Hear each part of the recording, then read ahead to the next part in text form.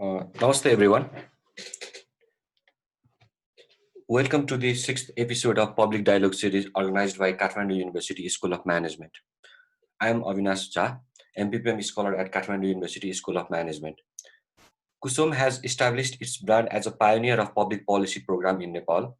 It has been running the Masters of Public Policy and Management program since August 2019. The program aims to deal with wide range of public policy and governance issues, along with enhancing management knowledge and skills of public sector for effective service delivery. The graduates are anticipated to be equipped with tools and models to understand the complexities of the policy process, to design, formulate, evaluate policy alternatives using evidence to address issues of public and societal concerns. The MPPM Scholars Network is a student-led policy discussion platform within Kathmandu University School of Management that has been organizing regular public policy discourse through its initiative called Tomorrow's Policy Leaders for Public Dialogue. The dialogue series aims to bring together public policy leaders and experts around the world and focus on emerging issues that are important for Nepal's prosperity. We'd like to thank our consortium partners, Alumni Association in Nepal, I am Swedish Development Partner, and Nepal Policy Research Network for supporting us organize public dialogue series. Our theme for today's public dialogue series is innovation and policy response during pandemic situation. To talk about this theme, the first speaker for our today's session is Professor Dr. Bim Prasad Shrestha. Professor Bim Prasad Shrestha is currently Director of Student Welfare and leads Vice Chancellor Office of Global Engagement at Kathmandu University. He is also professor at Department of Mechanical Engineering. He started his career as a lecturer at Trivandrum University upon completion of bachelor's degree in agriculture engineering from Kerala University in India. He completed his master's in agricultural mechanization from the university in Japan and also PhD from University in Japan in life science and environment conservation through Monbusha scholarship. During 16 years at Kathmandu University, Professor Shrestha has been highly decorated with several grants, 50 plus research and conference papers, in addition to numerous research projects.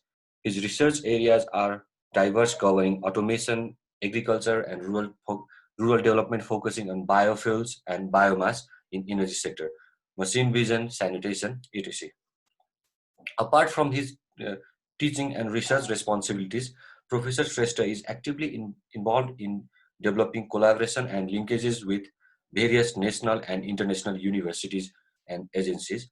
In addition, he is also the principal investigator and team leader of the Rural Integrated Rural Development Project and member secretary at Nepal Technology Innovation Center at Kathmandu University that is being established with the support of South Korean government. Our second speaker for today's session is Dr. Mahavir Pun. Dr. Pun is well known in Nepal for his extensive work in rural villages in fields of health education and awareness program by connecting those remote areas through internet using wireless technologies. He is widely known as Wireless Man in Nepal, and his work has been recognized by Ashoka Foundation, Magsaysay Foundation, University of Nebraska, and Global Ideas Bank. Dr. Poon was inducted in Internet Hall of Fame in 2014. In 2014 itself, Dr. Poon was awarded with Jonathan Postal Service Award by Internet Society. He is a his humanitarian work is inspiring for many youths to return their own country and serve it for its development. Dr. Poon graduated in 1992 with a bachelor's degree in science education from University of Nebraska. Later in 2007, the University of Nebraska awarded Dr. Poon an honorary degree as a Doctor of Human Letters for his outstanding work for his country. Dr. Poon led establishment of non-profit initiative called Rashtriya Aviskar Kendra in 2012, which is also widely known as National Innovation Center in English. Its primary objective is to establish the innovation center to foster research and development for the economic development of country. During the time of current crisis, his initiative is engaged in manufacturing and distribution of PPEs to hospitals, distribution of PPE to ambulance drivers, security personnel, and hospital staffs, manufacturing and distributing corona booth, development of isolation boxes, repair of broken ventilators and kidney dialysis machine for different hospitals, making nasal swab, and developing dead body bag. Now, before we hear from our amazing speakers, I would like to request our respected Dean Sir, Professor Dr. Vijay Kesi, to share his valuable remarks. Dean Sir, please. Thank you, Avinash. Okay, first of all, I like to thank MPPM Scholars Network, and also all those uh, partners joining hand in holding this webinar. Uh, what I see is that now this innovation is is a very challenging thing, and it has been challenging and and particularly during this time of pandemic, it is definitely more challenging. That's what I feel. And innovation is very much needed for the development of any country. If you look at the country, then there are some countries which are quite good in innovation. Then sometimes when you look at the whole ecosystem, then we find the ecosystem of those countries for innovation quite robust and good. In some countries, particularly the developing countries like ours, what you see, that ecosystem has not yet been built, but still we really appreciate those people who have been continuously involved in this. Uh, we have persons like Mahavir Kul, who has been trying to be innovative uh, in, uh, in, in a country like Nepal, where we don't have that robust and good ecosystem. That's a really very, I would say, very appreciable thing. Now, we in Kathmandu University, we always focus on innovation. We have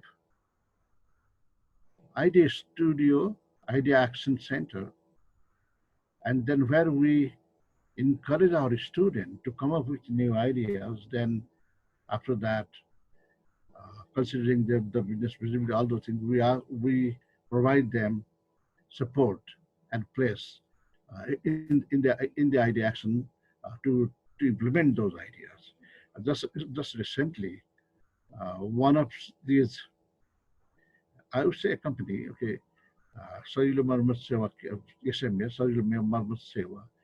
They were our student, initiated by our student, and they were with us almost for 3 years. Now in 3 years' time, they have become so successful that okay, now they opt out to move away from Kathmandu University's incubation center, and then start their one thing. In fact, that is the policy of our incubation center, which Idea Studio and Idea Action, the same thing. Okay, there, what we do, we provide all the facilities, all the support to the student, and when their business is quite good, and when they find it sustainable and make good progress, then we ask them to, in fact, okay, now to leave that place for someone else. So that has been our practice, and it has, and that is quite okay now, has been quite fruitful. So when you talk about this, okay, innovation, what I feel is that innovation is always challenging, as I said. Then it is the idea, but simply having the idea is not enough. There is a need for commitment, then there is also need for dedication. Without this, innovation cannot be fruitful. And then, as a matter of the student, we understand the difference between invention and innovation. And we always focus on invention is there, fine, but at the same time, what we want the invention to be an innovation, so that all people can benefit out of this. So now this innovation thing is quite challenging, as I said, but it becomes more challenging during the time of pandemic like this. We have to change our style of thinking. We have to change our style of working, and we have to see how can we do best, or what new things we can come up during this uh, this type of disaster situation. Now, in fact, okay, now what you say is that some of even during this time, some business have flourished a lot, particularly those in the IT sector. Okay, they have been doing quite good. But when I uh, look at other industries also, then those industries where something new they have been trying to do, okay, they have been able to, okay, I will say sustain to some extent. There are some industries like aviation, then I would say, okay, now hospitality, yes, they are badly affected by this and they have almost come to an standstill. But there are, okay, now, for example, if you look at the education sector, of course, this has affected us, but we have not been quite at this standstill situation. So, those things we see it. Okay, so then one thing is the business houses, they are in need of people who can suggest them to be innovative. Now, when we think about our student, then we always now, particularly during this time, we focus on them to be innovative. They have to go to the companies and find the ways to be innovative and manage this pandemic situation. So that is a big challenge for our students. So this COVID, in one way, has forced all of us to be innovative. How can we make best out in this worst situation? So that is a big challenge for us. And then those differently, what I see that those who can succeed in this type of innovation, they will be okay. Now they will be there in the market. So during this pandemic, innovation has become very challenges. And then, as the topic suggests, okay, now there needs to some policy response to this COVID situation. Yes. And in fact, what I say is that policy, not only at the government level, even at the institution level, is very, very important. So, so during this time, whatever policy do we need? How can we sustain? How can we at least say go ahead with this? That has been quite challenging for us. So I think what I expect is that in today's webinar, ideas about this will definitely come out, and that's what we are going to listen to. We are quite willing to hear, and then we have two very prominent speakers today. One is Professor Bim Seshtji, who has been involved in this innovation and leading many activities of innovation in Kathmandu University. So he is there. Besides that, okay, Mahavir Kun, I no one, okay, now we don't need to introduce him. Okay, now I'm just about 2 weeks back, I was in his National Innovation Center. Okay, he has been doing very appreciable thing. Although one thing he said that, look, whatever we are doing here is not exactly innovation, but okay, now, but what I feel is that, okay, I think that, okay, now those things are quite necessary for the country now, and then of course innovation will come in those areas also. So with this, I like to thank both the speakers, very prominent speakers in the field, and then and of course all the partners and all those who have joined in this webinar. Thank you very much. Avinash, to you. Uh, thank you, Dean sir, for your valuable remarks. As Dean sir said, so now without any further delay, we'd like to proceed to hear from our speakers. So first of all, I would like to invite our speakers, Professor Dr. Bim Prasad Sestra, to share his views and his presentation. Bim sir, please.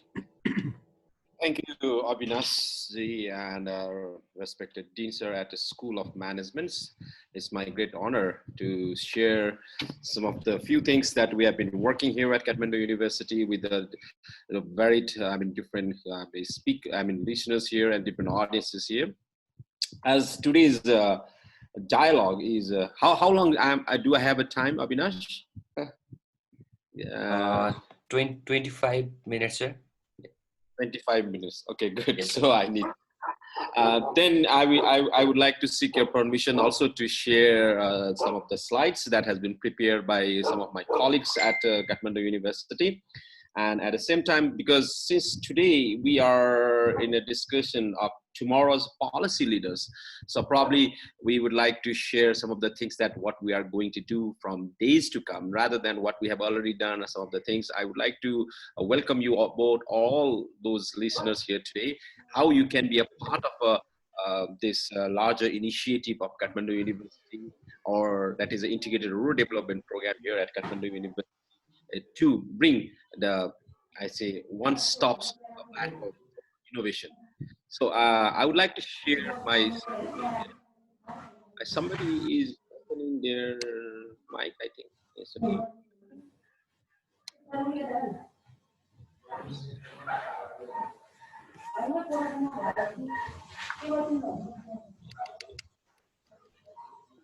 Okay.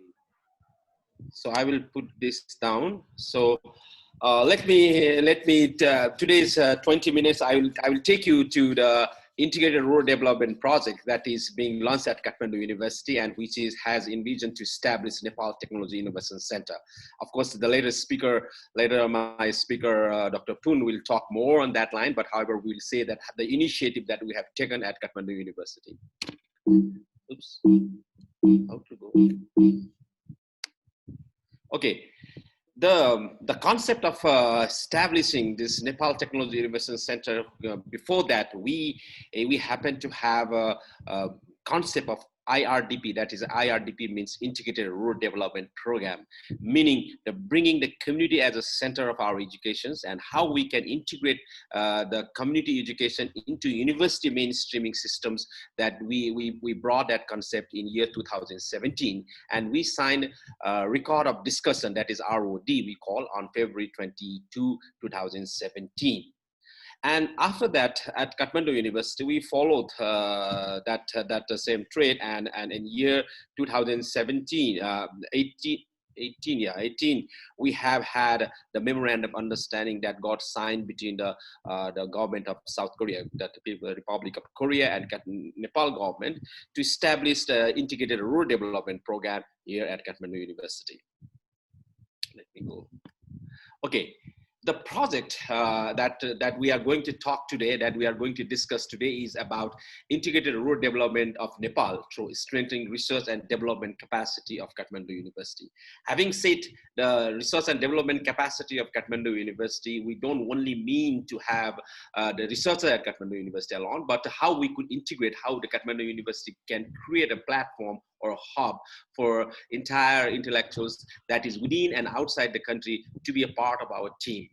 The main objective of this project was to contribute for integrated rural development, as we say, by developing or strengthening research and development capacity. And part two, the second objective that, that we have set was to promote technological innovation for improving quality of life and income status of people in the rural communities of Nepal. Because our target community is a rural community where we would like to make sure that our technology could make changes in their lifestyle, could bring about some sort of new ways of their life living standard, and they can be a part of our developmental efforts. So this was a kind of innovation. We want to make an innovation penetrated into lifestyle or life cycles of the rural community. That was a second objective. On that part, I will be discussing today more. And project duration that we got started here in 2016, and that the first chapter that we will be ending here in 2023. Meaning this is about 8 years long, but most active part that we are working at as of this now. The total budget that we receive from the government of Republic of Korea is about $10 million that we do have at the moment at our disposal. And KOICA, Korea International Cooperation Agency, has been working as an implemented agency from the government of Korea and Kathmandu University. I, along with my team, we have been working as an implementing agency on behalf of the government of Nepal.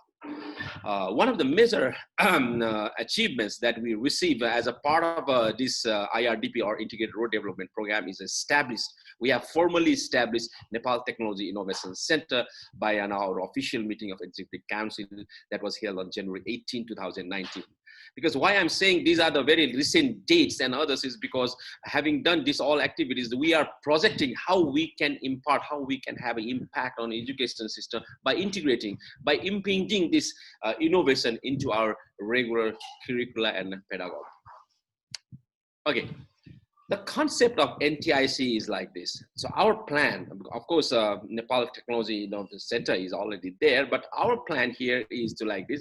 From 2017 to 2019, the Nepal Technology Innovation Center is in preparation, was in preparation stage, I can say. We were preparing the master plan, what could be our working domains, where we will be working on, some of the different resource generation, resource collections, and formulation of our policies and others. And second part, from 2020 onwards to 2023, we have gone into the system implementation stage, where Nepal Technology Innovation Center at Kathmandu University is connecting with the different units like R&D labs and others, similarly like a technical training center, or even a cubic that just a dean has a dean of School of Management just rightly said about this is what you call that one, the one that School of Management is hosting today. We can have a Kathmandu University Business Incubation Center or IT Park. Those things we can partner together. We are trying to create an innovation hub within a Kathmandu University from year 2020 to 2023. And having done that, from 23 onwards, the NTIC, the Nepal Technology Innovation Center will be full-fledged form. It will have a growth stage that we are projecting. That's why we need today, we are talking with the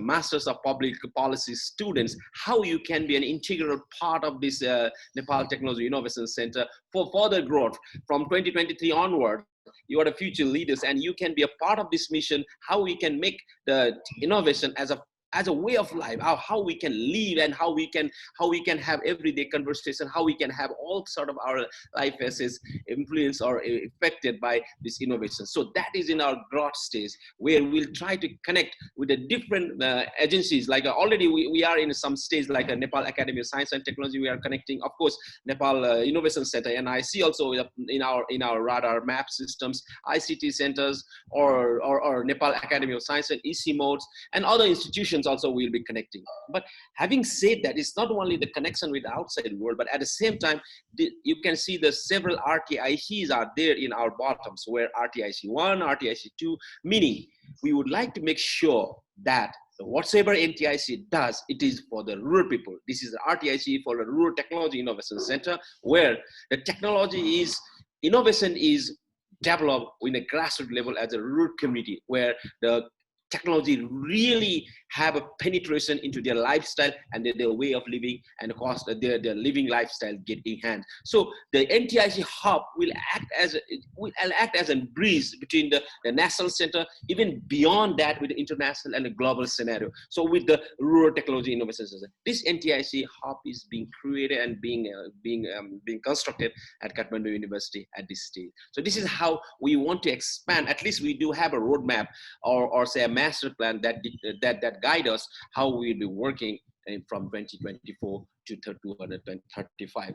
So especially I'd like to request this masters in public policy students or graduates or researchers, that how you can be an integral part of these systems. Okay. So as of now, at Kathmandu University, I have been serving as a member secretary for this NTIC, Nepal Technology Innovation Center, and we have in a rotation basis. This year we have Professor Kanaya Jha as a dean of the School of Science, is serving as a member on a rotational basis. Of course, maybe some other time we'll have others, because we have 7 schools under Kathmandu University. Probably some other time we'll have rotations. And Professor Deepak Subedi is a director of our Research and Development Innovation Center at Kathmandu University. He is also by default member. And Dr. Biraj has been serving. He is a co-PI of IRDP as well as the chief of NTIC. So he has been serving. And overall, the NTIC is being steered by the chairperson as a registrar, and he administered as a chairman of this NTIC board. So besides that, as we said, because NTIC is innovation, but of course, which sectors that we want to do innovation is, we have clearly identified and spell out 3 sectors of innovation sectors. One is a health-related livelihood, where we will try to work with most of our outreach centers, where the most of our hospital outreach are located in the several rural areas of Kabre, Sindhupalchok, Ramichok, and all other part of these areas. So the health outreach centers will be, health-related innovations technologies is being dealt by Dr. Rajiv. Dr. Sailendra Jha is the head of our renewable energy sector. Currently, he's working as in a renewable energy sector. This is another areas that where we try to work on. Dr. Nani Raut, she is working. She is a faculty at the School of Science, and she is looking after agriculture and rural development. So these three are the sectors mostly we'd like to penetrate upon, and mostly in health sector, energy sector, and agriculture sector. And sometimes these things, when we go to rural community, these things comes in a cross-cutting areas, because health get mixed up with agriculture with the mix up with the what do you say, energy sector. So we can have another cross-cutting areas, and Bijendra has been working on the project in charge, and we have three project researchers that currently they have been working. Of course, the time of this, sometimes it is a transition, sometimes on and off the things are going on, but Dejina, Prasangsa, and Samita, they have been working hard as a part of a team member in our research group, and they have been also equally split their responsibility. One is working on Prasangsa is working in the agriculture sector, Samita in energy, and Dejina also, of course, is also looking up. Having said that, we have formed a team where we would like to have a structurally penetrated and bring the innovation as an amalgamation, as an integral part of academic endeavors in university setting systems. Okay, and having established this structurally Nepal Technology Innovation Center within the university settings, we have gone a little beyond that, meaning we have signed a memorandum of understanding with the Agricultural Development Bank. As you know, Agricultural Development Bank is one of the oldest and one of the largest network they do have all over the countries, and we have signed a memorandum of understanding with the Agricultural Development Bank, so that the whatever innovative technologies that the NTIC develops in the sector of, say, agriculture or, say, energy, the Agriculture Development Bank will be an implementing agency, and they will be transferring the technology into real community where people are real need of those technology to be adapted. So that way we have signed with the Agriculture Development Bank and NTIC with a partnership of Center for Rural Technology in Nepal. You can see that. Yeah. And in order to do that, it's not only just a technological things, it's a human factor is a very, very important, as you can see, because we have done several outreach activities. And as you can see in Kabre, government of Nepal has decided Kabre as one of the strong milk dairy district, dairy sufficient area of the in the country.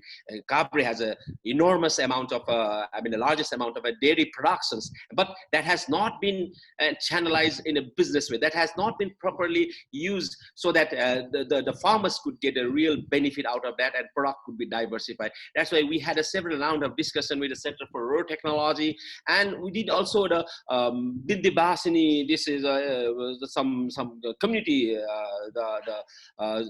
group of people who has been working in a financing sector, so that the technologies, it's not only the technology that we develop, but whatever technology that we develop as Nepal Technology Innovation Center in the areas of agriculture, how it could be implemented, how it could be commercially viable. So we have been communicating with those commercial entities, so that Agriculture Development Bank, Center for Raw Technologies, or say Bindivasini, this fiscal or financial institutions we can work together in the Kabri districts. Yes. As a part of that, during this pandemic, for last 6-7 months, we are almost hibernating. Most of people, we have been hibernating, but I am very proud that our team member at NTIC and the Korea International Cooperation Agency has been working day and night to have this building, the Nepal Technology Innovation Center building established at Kathmandu University. This technology building, because we work for, there are a lot of setups that we need to work on, like granting of the design of the buildings, settings and others, how we can have the best possible facilities within this incubation center, within this facility. At the same time, because of pandemic, we could not do for open bidding, but KOICA, Korea International Corporations, they do have very strong, backup in electronic media for awarding the grants. So we got started. We recently started this Nepal Technology Innovation Center building at Kathmandu University premises. And as you can see, the construction of Nepal Technology Innovation Center that is being built, that is out of a $10 million that has been allocated for entire project of Integrated Rural Development Program. For NTIC building alone, we have allocated about $4.067 million. And for that, Korea International Cooperation Agency is supporting about $3.812 million US dollar, and Kathmandu University is providing $0.255 million US dollar. For that is mostly on, you can see that's about 6% of the KOICA, of the total KOICA support, Korean government support. KU is contributing to establish this Nepal Technology Innovation Center within the Kathmandu University. And within this pandemic itself, you can see most of our team members here are very young, and some of our senior colleagues, senior administrative people. We had a groundbreaking ceremony that was held on September 14 within this pandemic itself. Of course, with the very careful measures, we are thinking that having constructed this Nepal Technology Innovation Center at Kathmandu University, within 2 years from now, this building, you can see in the background, the building will be established, and that would have a facility, modern, ultra modern, I can say, facilities to have in state-of-art technologies for innovation to be marketed, to be communicated, and to be further developed for the benefit of the rural community of Nepal. Yes. And as a matter of fact, this is just an approximate amount that we work on. Like out of $10 million, as you can see, about 4 point something million dollars we already spending on a building, and another major chunk of the funds that we have allocated is for the equipments and other facilities, and we have equally distributed the funding from, say, for agriculture and rural development sector, about $0.5 million that we'll be spending. That equipment will be procured, and it is in a process of procurement, and that will be served as we are not buying something like a very specific equipment, but this will serve as some very common type of agriculture or for rural development, like for instance some sort of a lab equipment that can have a versatile utilities in agricultural sectors. Similarly, in alternate renewable energy sector, we have split this into 4, and the final agriculture and rural renewable energy sector, $0.5 million US dollar, and health-related livelihood sector, $0.5 million, and remaining $0.5 million we are going to spend on the procurement for other equipment that is about some sort of facilities within the system. Okay, let me go. And as I said, because $4 million we spent on that buildings, for $2 million on others, and remaining $2 million we are trying to spend this on a pilot project. These are some of the different pilot project grantees that we signed this agreement with the different grantees of a pilot projects. And what we are thinking is that even before starting the entire building come into the physical existence, we made a public announcement for different projects to be taken care by this our NTIC, Nepal Technology Innovation Center. Out of that, these 7 projects, as you can see, Dr. Vijaya Panta, she has been working on the screening and the cultivation of commercially important orchids of Nepal for integrated rural development. Because I can see, I was just talking before the start of this program, I was talking with Dr. Umed Pun.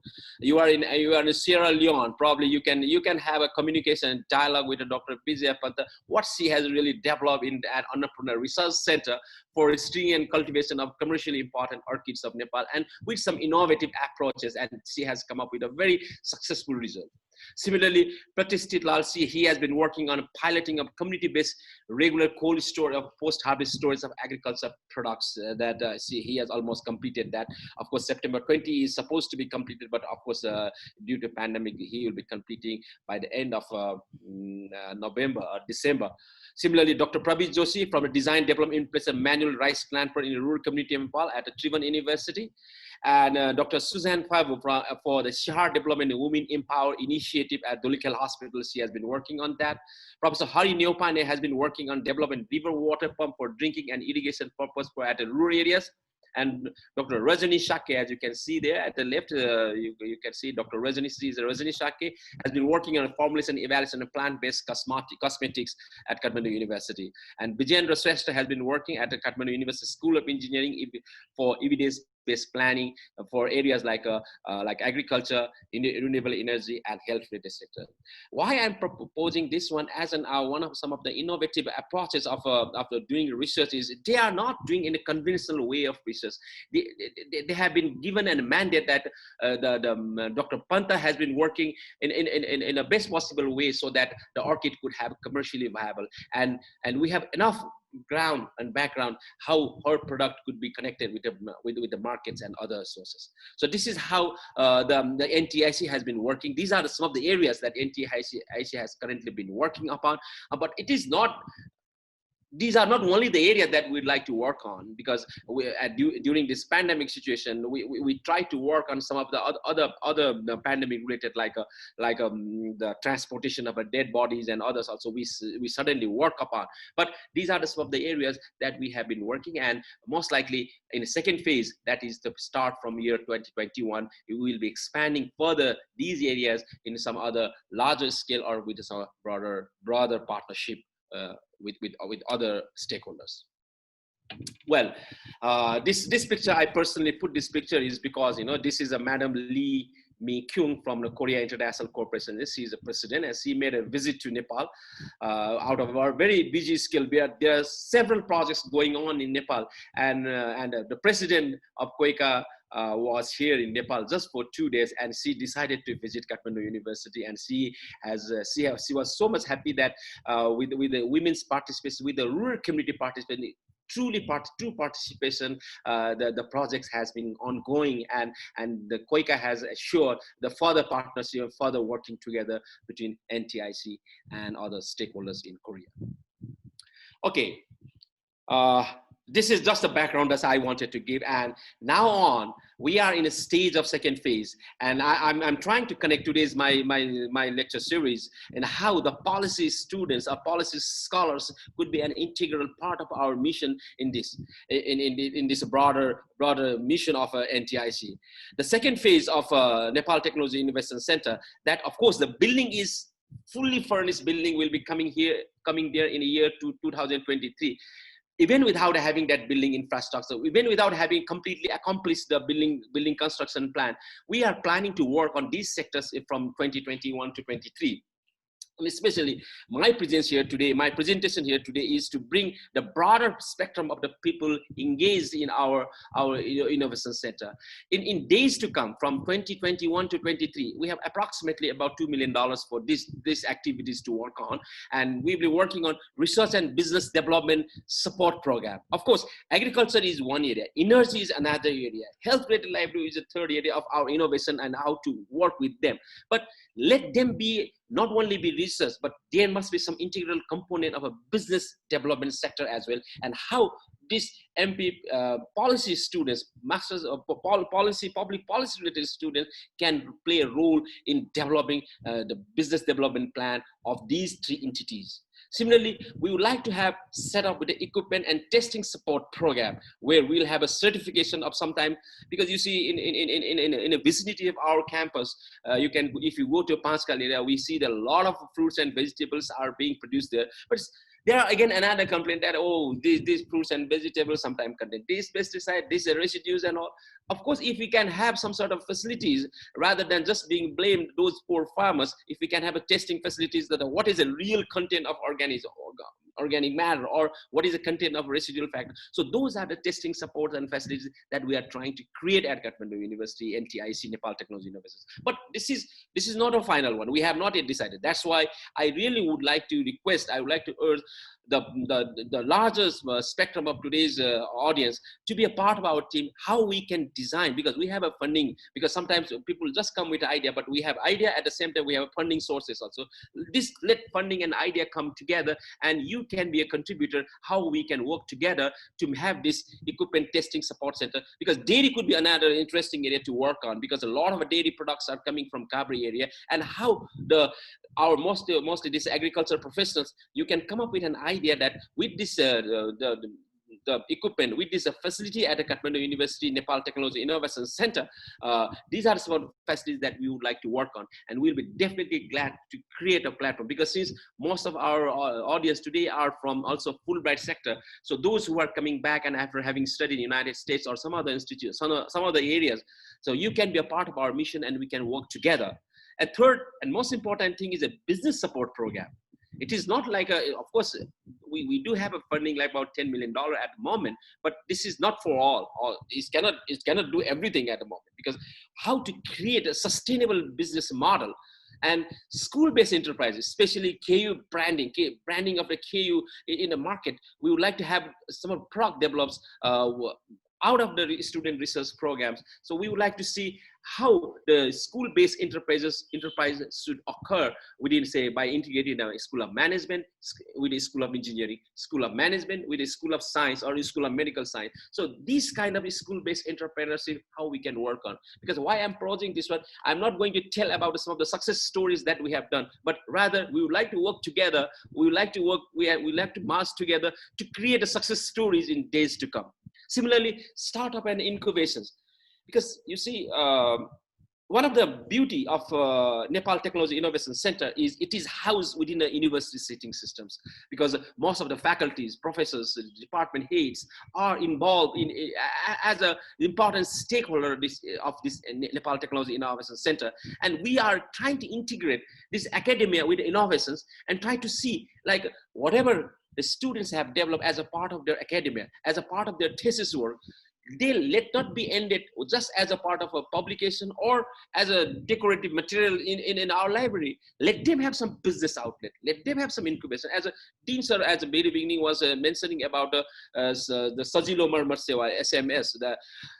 Those were also our students at School of Engineering. Finally, they got landed at a School of Management, and now they are coming with those the sellable ideas. So some of those incubations, some of those ideas that is being done in agriculture sector or in health sector or in energy sector, they might need some support for incubation. We do have funding, we do have some support. With this support, we can do some startup incubation for those products and we can work on.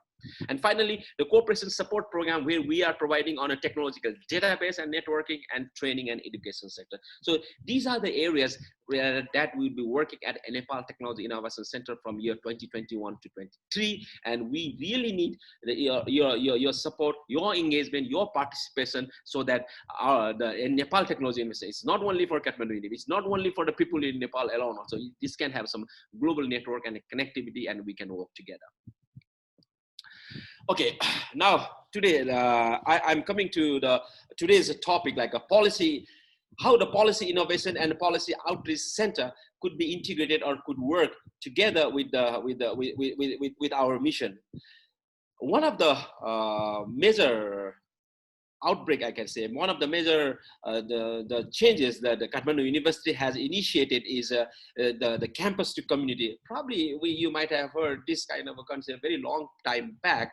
It was a very good concept also that time also. It was not fully materialized or partially materialized. But now it is a really time for us campus to get integrated with the community. Without having community engagement in a campus, without having communities involvement in our academia, I think our education system, or we do think at Kathmandu University, particularly as a Nepal Technology Innovation Center, we do think that this education is not going to be complete, and that this cannot serve the real purpose. For that, what we would like to make innovation, because you see, one of the best advantage that we do have at this stage is that Innovation Center, Nepal Technology Innovation Center, is housed within the university setting system, and that can be accessed by the master's degree students, or say PhD students, or say final undergraduate students. They can have direct interaction and connection and connectivity with the faculties who are involved in developing, who are involved in running those labs and those researches at this Nepal Technology Innovation Center. And we would like to create a scenario where innovation could also become a key indicator for the academic excellence that has been envisioned in our KU 2030, that innovation as one of the vision, because there have been six initiative the Kathmandu University has taken, and innovation is one of the initiative that has been taken at Kathmandu University. And we want to make sure it's because a lot of things are being discussed. Okay, we need an innovation, we need an innovation this and that, but how to integrate that with academia? Meaning, if the innovation become as a key, one of the parameters to judge the capacity of the students who is going to get a PhD degree or who is going to get a master's degree, how innovative their research work is on, how innovatively they are serving the purpose, real problems of the community. If that can be indicator, then we can see like having established NTIC within the premises of a university serves the real purpose. Third one is about critical pedagogy. See, a lot of things, as you know, at the university level, because I do also supervise the master's or PhD students, and our products, our students, we normally try to fit into the established framework of our, say, templates, where one PhD student is supposed to have 2 publications, or say this much of a credit load, or this much of a classwork, or this has been some kind of structures, methods of teaching at most of our university system. But this pedagogy is now changing. This is now really, in order to have an innovation, integrated innovation infused into our education system, this has to have social acceptance of the product.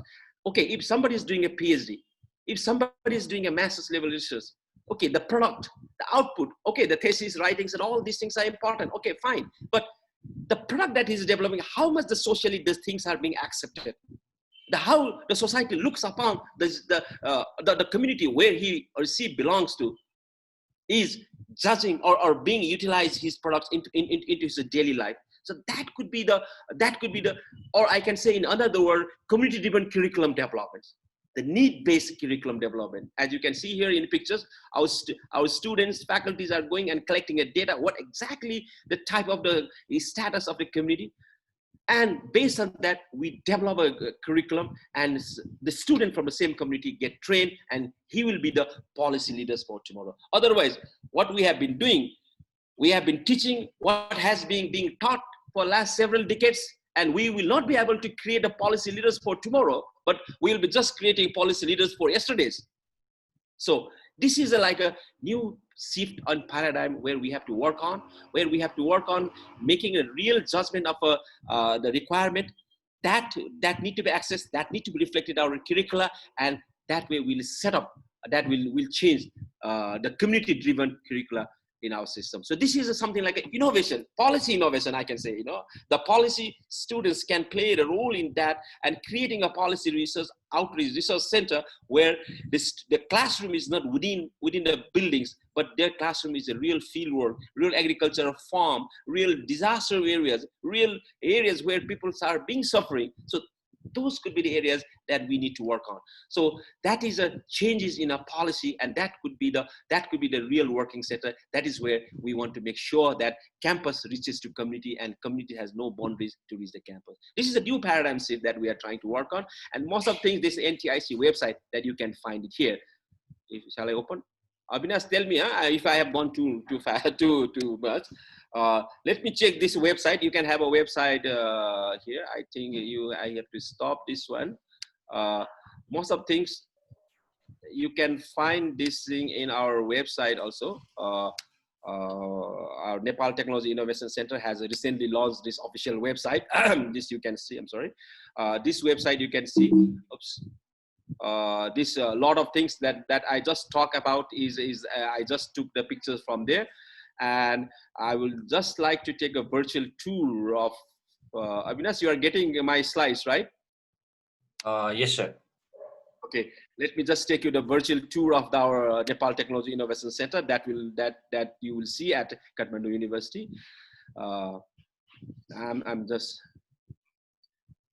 This is the Technology Innovation Center buildings within the premises at Tulikal campus. If you see the western part, that is facing towards the ICT center, the ITC center. this is the buildings that where this is a building, yeah.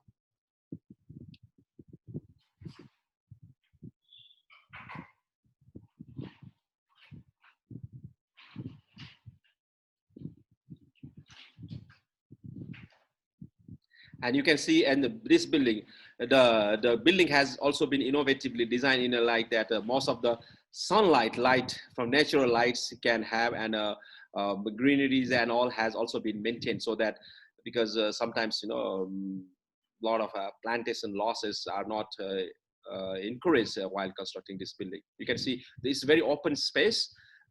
It's a very truly innovative. People can have some sort of free open space for discussions and others. And already, Dhulikheli is a little not so crowded as here in Kathmandu. Still, you can have a open space here. Yeah. The construction work has already been started, as I said before, and on 14th of September, most likely this building will be established within year 2023, 2 years from now. And it will serve the purpose of doing research on, as I say, agriculture, energy, and health related sector. Okay, this much. Thank you.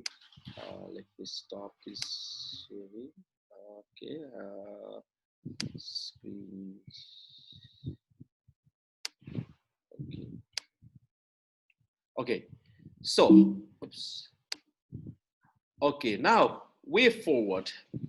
So my idea today is a way forward with innovative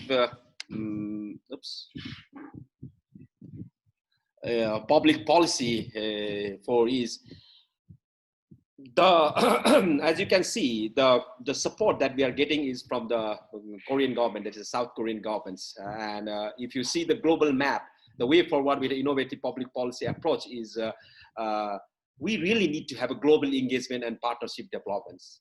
And if you really see that in a year, this is innovation score. I think this is a Bloomberg website. I just took it from Bloomberg website that was published in Jan 22nd.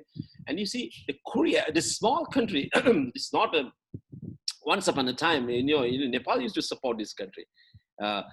This small country, South Korea, has become like a number one in innovation sector. And luckily, this Nepal Technology Innovation Center is being established with the support from Korean, because of course it is not $10 million. It's, of course, I'm not saying in global market, it's not a very big amount of money, but we have a very good support from the government of Korea, or people from Korea. We are well connected with the Korean institutions like Korean universities, or South Korean, say, like STEPI is one of the partners. This is STEPI, this is a science and technology policy institution that is under the President's office in South Korea, that we are working together. They are the people who made the master plan of this Nepal Technology Innovation Center. So definitely we have to promote how we can have an innovative public policy, so that these South Koreans, or through other countries like even United States, of course, in innovation, say small countries are very smart. I can say, Singapore, Israel, South Korea, Sweden, Finland, Germany, France. Of course, France, Germany is big countries. So we need to partner with them, and the policy sometimes it is not so friendly in Nepal, when government bureaucracy, getting connected. For us, for Kathmandu University to work with this Korean government also, there has been a lot of policy hindrances, I can say. Of course, we have overcome, and this is a success story that we are sharing with you. But policy is not so friendly to get global engagement or partnership with the established or institutions all over the world. So we really need to work how smoothly we can. Nowadays, I don't need to take any visa or passport to go to South Korea. I can talk, I can give lectures straight away from here. So these kind of policies need to be created, and this kind of policies could facilitate to have a appropriate and most promising partnership. So that is one of the way forward. And second one is about branding and commercializing Nepalese product. Unless and until we are able to sell our market in international global market by doing some sort of a partnership, by doing some sort of a collaboration with them, it will not. We are not going to, develop, improve our economy so fast. So we really need to have the branding. Of course, having worked with the Korean government here at Kathmandu University, Nepal Technology Innovation Center, we do have a very strong access to the leading brand. Those who are working in the cosmetic sector, those who are working in, in auto industries, those who are working in the agriculture sector. Maybe we can partner together with those Korean brandings, and we can also create our commercial values of Nepalese products. One of the small example I will tell you, one of the Manikharga, one of the outreach center that I visited, there they grow the ground apple they call. It's an apple, it's an apple that is grown under the soil, and the taste is half like a potato, half like apple, but it's so sweet. And the Korean partners were also there, and we were thinking like, why not we can make this a ground apple to be converted into some kind of a soju or some kind of a Korean, some liquor that can make an enormous amount of income for them, rather than selling almost in a very low prices at a community level. So those are some of the areas how we can brand with those commercial things with the established Korean brand, and through that we can go to Japan, other Sweden or Finland, Israel, Switzerland, other parts of we can go. So globalization and a branding of commercial products is important. And third and most important thing, I must say, academia, industry, and government has to work together. Sometimes we ignore government.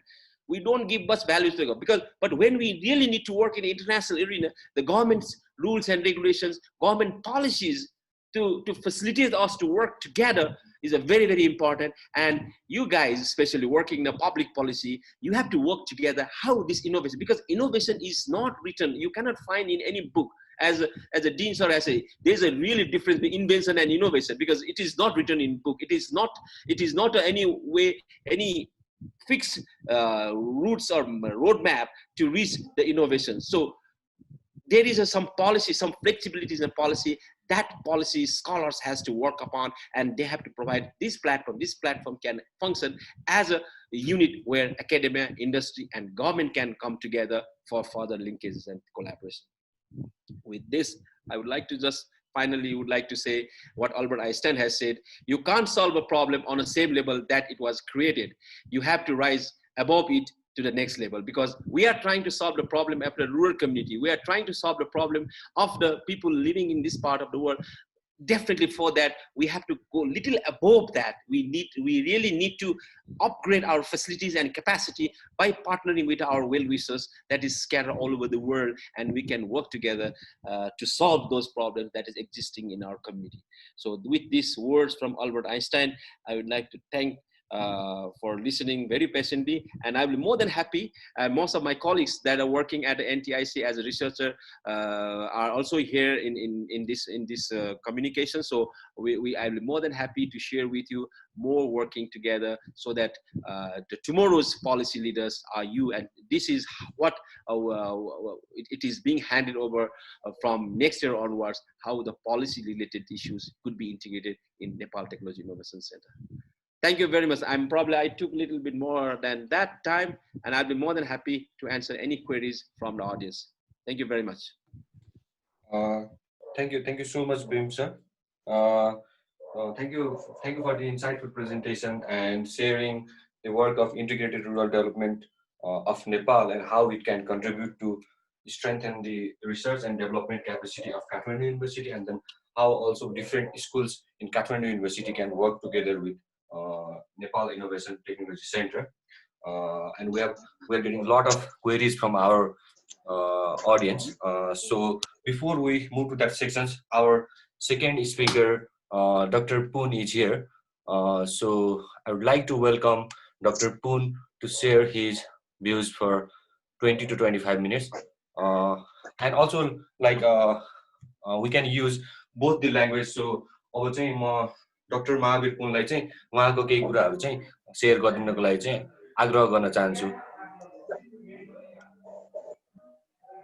ल नमस्कार छ, म करिब धेरै होइन 15-20 minute जति बोल्छु, किनभने मेरो इमिडिएटली अर्को इमिडिएटली अर्को चाहिँ प्रोग्राम छ र आज यो काठमाडौँ युनिभर्सिटीमा यो तपाईहरुले यो जुन कार्यक्रम राख्नु भएको रहेछ यो इनोभेसनको बारेमा र यसमा चाहिँ पोलिसीको कुराहरू पनि रहेछ र यो पोलिसी रिस्पोन्स ड्युरिङ कोभिड-19 भन्ने कुराहरू पनि रहेछ। अब म धेरै कुराहरू गर्न चाहन्न किनभने धेरै कुराहरू गर्दाखेरि कुरा चाहिँ अर्कोतिर पनि मोडिन सक्छ, भन्न खोजेको कुरा चाहिँ अर्कोतिर जान सक्छ। जो धेरै बोल्छ, धेरै बोल्नेको धेरै बोल्नेले धेरै कुरा बिराउँछ भन्ने एउटा उखान छ। खास गरी म चाहिँ पहिलो कुरा त यो राष्ट्रिय आविष्कार केन्द्र भनेर यो के हो भन्ने कुरा म तपाईहरुलाई भन्न चाहन्छु। यो राष्ट्रिय आविष्कार केन्द्र हो, नेशनल इनोभेसन सेन्टर। अब आविष्कार किन राखियो यसको नाम? इनोभेसन र आविष्कार त एउटै होइन, इन्भेन्सन हो हुनुपर्ने भन्ने कुरा छ। यो चाहिँ जनताले बुझ्ने भाषा, आविष्कार भनेको जनताले बुझ्ने भाषा र इनोभेसनलाई चाहिँ नेपालीमा उल्था गर्दाखेरि नवपरिवर्तन भन्ने हुने रहेछ। त्यो मैले पनि पहिलो पटक सुनेको कुरा हो यो संस्था दर्ता गर्दाखेरि। त्यसकारणले नवपरिवर्तन केन्द्र भन्दाखेरि त जनताले यो कस्तो केन्द्र रहेछ भनेर चाहिँ अक्कमक्क पर्ने भए भनेर यसलाई चाहिँ आविष्कार केन्द्र राखिदिउँ भनेर हामीले साथीहरूसँग मिलेर राखेको कुरा हो। किनभने बेला बेलामा सुन्ने गरेको कुरा के छ भने आविष्कार केन्द्र भनेर नाम राखेको छ, केही पनि आविष्कार गर्दैन भन्ने कुरा पनि यहाँ बेला बेलामा जनताको गुनासो सुनिन्छ। अनि यो राष्ट्रिय आविष्कार केन्द्र किन राखेको हो भन्दाखेरि यो राष्ट्रको लागि हो। यो महावीर पुन अथवा हामी 2-4 जना यो अहिले 5-6 जना बोर्ड मेम्बरहरू छौँ, यो हाम्रो होइन, यो राष्ट्रको लागि गरेको हो। यसबाट हामीले केही फाइदा लिने होइन र हाम्रो नाम पनि चाहिँदैन भनेर चाहिँ अब कतिले के भन्छन्, अहिलेसम्म पनि मिडियाले पनि भन्छ र अरू भन्ने मान्छेहरूले पनि के भन्छन् भने महावीर पुनको आविष्कार केन्द्र भन्छन्। तर यो महावीर पुनको आविष्कार केन्द्र होइन, यो राष्ट्रको आविष्कार केन्द्र हो। किनभने यसको प्रबन्ध पत्र विधान जो छ यो चाहिँ सबै राष्ट्रलाई समर्पित छ। अब तर अहिले यो काम गर्दै जाँदाखेरि मैले के भन्न थालेको छु भने यो राष्ट्रिय आविष्कार केन्द्र यो जनताको राष्ट्रिय आविष्कार केन्द्र हो भन्न थालेको छु। किनभने यसको लागि जति पनि सपोर्टहरू आइरहेको छ त्यो जनताबाट आइरहेको छ र यसले यहाँ काम गर्नेहरू चाहिँ जनताकै छोराछोरीहरू हुन् र यहाँ यो जो कामहरू गरिन्छ जनताकै लागि काम गरिन्छ। त्यसकारणले यो जनताद्वारा सहयोग गरिएको र जनताको फाइदाको लागि र जनताहरू मिलेर यो चलाएको यो आविष्कार केन्द्र हो। यसमा कुनै पनि फन्डिङ एजेन्सीजहरू, डोनर एजेन्सीजहरू छैनन्। यसमा कुनै अब गभर्मेन्टको सपोर्ट छैन र कुनै अब कर्पोरेट भनौँ न यस्तो किसिमको सपोर्टहरू पनि छैन। यो सिर्फ इन्डिभिजुअल जनताहरू पनि खास गरी लो इन्कम लेभल गरिब जनताहरूले पूर्ण रूपमा सपोर्ट गरेको यो आविष्कार केन्द्र हो यो चाहिँ। र अब यसले काम गर्ने तरिका चाहिँ अन्य यो तपाईहरुले यो विभिन्न युनिभर्सिटीहरुमा देख्नु भएको छ, इनोभेसन सेन्टरहरू हुन्छन् र रिसर्च सेन्टरहरू हुन्छन्। तिनीहरूले काम गर्ने भन्दा यसको चाहिँ तरिका चाहिँ फरक छ। यसको तरिका कुन मानेमा फरक छ भने यो चाहिँ यसमा एकाडेमिक रिसर्च भन्ने कुरो एकदमै कम हुन्छ, हुँदैन भने पनि हुन्छ, यसमा सकभर हुँदैन। यसमा चाहिँ खास गरी जति पनि रिसर्च र इनोभेसन हुन्छ त्यो एप्लाइड साइन्स एन्ड टेक्नोलोजीमा भनिन्छ। तर साइन्स एन्ड टेक्नोलोजीमा नभइकन मानव जीवनको हरेक पक्षमा चाहिँ यहाँ चाहिँ इनोभेसन गर्न चाहनेहरूले यहाँ आएर इनोभेसन गर्न सक्छन्। र यो चाहिँ यो कुनै इन्स्टिट्युसन कस्तो भने यो पढाउने कलेज पनि होइन, यहाँ चाहिँ ट्रेनिङ सेन्टर पनि होइन र यो जुन इनोभेसन सेन्टर छ, यो इनोभेसन सेन्टर त इज जस्ट अ प्लेटफर्म हो, यो प्लेटफर्म हो। र यो प्लेटफर्मको मोडल मैले अघि भने यो फरक छ, अरू इनोभेसन सेन्टर रिसर्च सेन्टरहरूभन्दा फरक छ। अब फरक अब कुन कुन कुरामा फरक छ भन्ने कुराहरू म तपाईँहरूलाई भन्न चाहन्छु। यो पहिलो कुरा त यहाँ यो इनोभेसन सेन्टरमा बाट सहयोग लिनको लागि अथवा इनोभेसन सेन्टरमा काम गर्नको लागि कुनै एकाडेमिक क्वालिफिकेसन चाहिँदैन भन्न हामीले प्रष्टसँग भनेको छ। र अब एकाडेमिक क्वालिफिकेसन भए पनि हुन्छ नभए पनि हुन्छ, हामीले एकाडेमिक क्वालिफिकेसन हेर्दैनौँ। हामीले हेर्ने भनेको के हो भन्दाखेरि जनताले कस्तो किसिमको इनोभेटिभ आइडियाहरू लिएर आउँछन् र त्यो इनोभेटिभ आइडियाहरूलाई रिसर्च गरेर अथवा त्यसमा कुनै इनोभेसन गरेर सफल भयो भने कमर्सियलाइज गर्ने किसिमको चाहिँ आइडिया हो कि होइन, त्यो कुरालाई मात्रै हामीले ख्याल राख्छौँ। र यदि त्यो इनोभेसन गरेर त्यो चाहिँ भविष्यमा चाहिँ त्यो कमर्सियलाइज हुने सम्भावना छ, त्यसबाट चाहिँ त्यो आइडिया ल्याउने व्यक्ति चाहिँ इन्टरप्रेन्योर बन्न सक्छ र त्यसरी चाहिँ त्यसले चाहिँ के अरे जबहरू क्रिएसन गर्ने सम्भावना छ भनेदेखि हामीले त्यो त्यस्तो किसिमको आइडियालाई चाहिँ क्वालिफाइड भन्छौँ। पहिलो कुरा एकाडेमिक क्वालिफिकेसन चाहिँदैन। दोस्रो कुरा यहाँ चाहिँ आइडिया ल्याउनको लागि कुनै टाइमलाइन डेडलाइन हुँदैन। Anybody can com any time with their ideas है। अब यो चाहिँ कुनै पनि समयमा आइडिया ल्याउने बित्तिकै हामीले चाहिँ त्यो एउटा 2 पेजको अथवा पेज लेख्न आएन भने, लेख्न आउँदैन भने अब मौखिक भने पनि हुन्छ, यस्तो किसिमको आइडिया हो, म यस्तो बनाउन चाहन्छु र यसो गरेर यस्तो किसिमले चाहिँ म इन्टरप्रेन्योर बन्न चाहन्छु भनेर भन्छ भने, किनभने यो पढे लेखेको छैन भने उनीहरूलाई त्यस्तो लेख्न पनि आउँदैन, तर आइडिया राम्रो हुनसक्छ।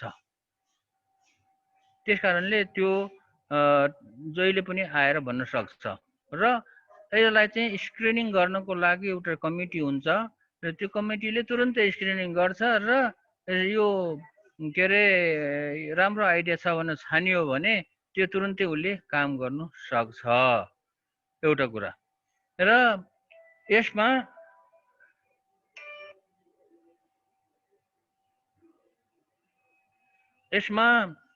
जो छ यो जुन यसमा आएर काम गर्नको लागि चाहिँ हामीले अर्को कुरा के फरक राखेको छौँ भने यो 24 घन्टा खुल्छ, 24 आवर। यसमा कुनै बिदा हुँदैन। जोसुकैले पनि, जस्तो मानौ कुनै व्यापारीले अब दिनभरि व्यापार गरेर अथवा कुनै जागिरदारले कामदारले दिनभरि काम गरेर राति आएर पनि यहाँ कुनै काम गर्न चाहन्छ भनेदेखि दिस इज ओपन, कहिले पनि यो चाहिँ बन्द हुँदैन। छुट्टीको दिनमा कसैले आएर काम गर्न चाहन्छ भने यो यस किसिमले यो यसको चाहिँ काम गर्ने तरिका चाहिँ यो मानेमा पनि फरक छ। अर्को चाहिँ के छ त भन्दाखेरि हामीले यहाँ इनोभेसन सेन्टरमा आएर काम गर्नेहरूलाई यो सपोर्ट गर्ने पनि तरिका पनि फरक छ। र सपोर्ट गर्दाखेरि अब हामीले कुनै अब युनिभर्सिटीहरूले गरे जस्तो किसिमले ल यति $1000 को अथवा यति लाखको ग्रान्ट भनेर चाहिँ त्यो ग्रान्टको रकम चाहिँ तोक्दैनौँ, फिक्स गर्दैनौँ। र जस्तो अब मोटामोटी कसैको आइडिया छ, त्यो आइडियालाई रिसर्च गर्नको लागि मोटामोटी यति समय र टाइमलाइन यति र मोटामोटी बजेट यतिसम्म लाग्ला भन्ने चाहिँ पुरो सुरुमा चाहिँ अनुमानित त हुन्छ, तर त्यति नै हुनुपर्छ भन्ने छैन। किनभने रिसर्च गर्दै जाँदाखेरि यो चाहिँ बढी समय लाग्न पनि सक्छ, बढी समय लाग्न पनि सक्छ, बढी पैसा पनि लाग्न सक्छ। जस्तो मानौ कसैलाई 5 लाख रुपियाँ जति लाग्छ भनेर काम सुरु गरियो र गर्दै जाँदाखेरि 10-15 लाख रुपियाँ पनि लाग्ने भयो भने ओके, उनीहरूको प्रोग्रेस राम्रो छ भने त्यो चाहिँ उनीहरूले त्यो पैसा पाउँछ। र हामीले चाहिँ यहाँ चाहिँ यो तलब भनेर दिँदैनौँ, त्यो चाहिँ ग्रान्ट पनि होइन। उनीहरूले दिने चाहिँ भनेको के हो त, उनीहरूलाई दिने भनेको चाहिँ के हो त भने ल मानौ कुनै प्रोजेक्ट गर्नको लागि उनीहरूलाई के मेटेरियलहरू चाहिन्छ, इक्विपमेन्ट टुल्सहरू के चाहिन्छ, मेसिनहरू के चाहिन्छ, त्यो मेसिनहरू मेटेरियलहरू सबै चाहिँ उपलब्ध गराइदिने हो। उनीहरूले काम गर्छन्। अनि उनीहरूलाई चाहिँ मेन्टर चाहियो भने मेन्टर पनि उपलब्ध गराइदिन्छौँ र यसरी चाहिँ उनीहरूले काम गर्दै जान्छन्। र खाना बस्नको लागि उनीहरूको घरको आर्थिक अवस्था कमजोर छ भनेदेखि उनीहरूलाई खाना बस्न पुग्ने भने त्यसलाई निर्वाह खर्च भन्छौँ। यसलाई हामीले इन्सेन्टिभ पनि भन्दैनौँ। इन्सेन्टिभ चाहिँ के हुन्छ भने महिनामा फिक्स यति एउटा भन्ने हुन्छ, इन्सेन्टिभ पनि भन्दैन, निर्वाह खर्च भनेर अथवा पकेट मनी भनेर त्यो किसिमले हामी उनीहरूलाई उपलब्ध गराउँछौँ। र उनीहरूले प्रोटोटाइप डेभलप गर्यो भनेदेखि सफल भयो भने त्यसलाई चाहिँ फेरि प्रोडक्ट डेभलपमेन्ट गर्नको लागि चाहिँ हामी सहयोग गर्छौँ। प्रोडक्ट डेभलपमेन्ट राम्रो गर्यो भनेदेखि अब त्यसलाई चाहिँ के अरे त्यसको चाहिँ जुन छ इन्टेलेक्चुअल प्रपर्टी राइटहरू लिनको लागि पनि उसलाई सहयोग गर्छौँ र अन्तिममा गएर इन्भेस्टरसँग जोडेर उनीहरूलाई चाहिँ के अरे इन्टरप्रेन्योर बनाउने भन्ने चाहिँ हाम्रो लक्ष्य हो र भर्खर काम यसरी सुरु गरिएको छ। यो त भयो यो हाम्रो काम गर्ने तरिका अलिक फरक छ भन्ने कारण मैले चाहिँ यो अनुसार मैले भने। अब जहाँसम्म अहिलेसम्म हामीले गरेको काम चाहिँ के छ भन्दाखेरि यो कोभिडको यो लकडाउन सुरु हुनुभन्दा अगाडिसम्म हाम्रो 32वटा किसिमका प्रोजेक्टहरूमा चाहिँ काम गरिरहेको थिएँ। अनि अर्को कुरा मैले भन्न बिर्सेछु यहाँ कि यो इनोभेसन गर्नको लागि जो आइडिया ल्याउने हो कुनै फिल्ड स्पेसिफिक फिल्डको हुनुपर्छ भन्ने छैन। जुनसुकै पनि फिल्डमा उनीहरूले काम गर्न सक्छन्। जस्तो एग्रिकल्चरमा काम गर्न सक्छन् कसैले, कसैले चाहिँ हेल्थमा काम गर्न सक्छन्, बायोमेडिकल इन्जिनियरिङमा अथवा भनौँ न कुनै इन्जिनियरिङमा, इलेक्ट्रोनिक्समा, आइटीमा, अब कुनै बिजनेसमा, कुनै पनि चिजमा चाहिँ उनीहरूले काम गर्न सक्छन्। र यो 32 किसिमको विभिन्न फिल्डको कामहरूमा रिसर्चहरू गरिरहेका थिए र तिनीहरू चाहिँ विभिन्न चरणमा थिए कोरोनाको लकडाउन सुरु हुनुभन्दा अगाडि। र त्यो 32वटा चिजहरूमा कमसेकम 6वटा चिजहरू चाहिँ झन्नै अन्तिम चरणमा, अन्तिम स्टेजमा पुगिसकेको थियो र बाँकीको चाहिँ अनुसन्धानको कामहरू भइरहेको थियो।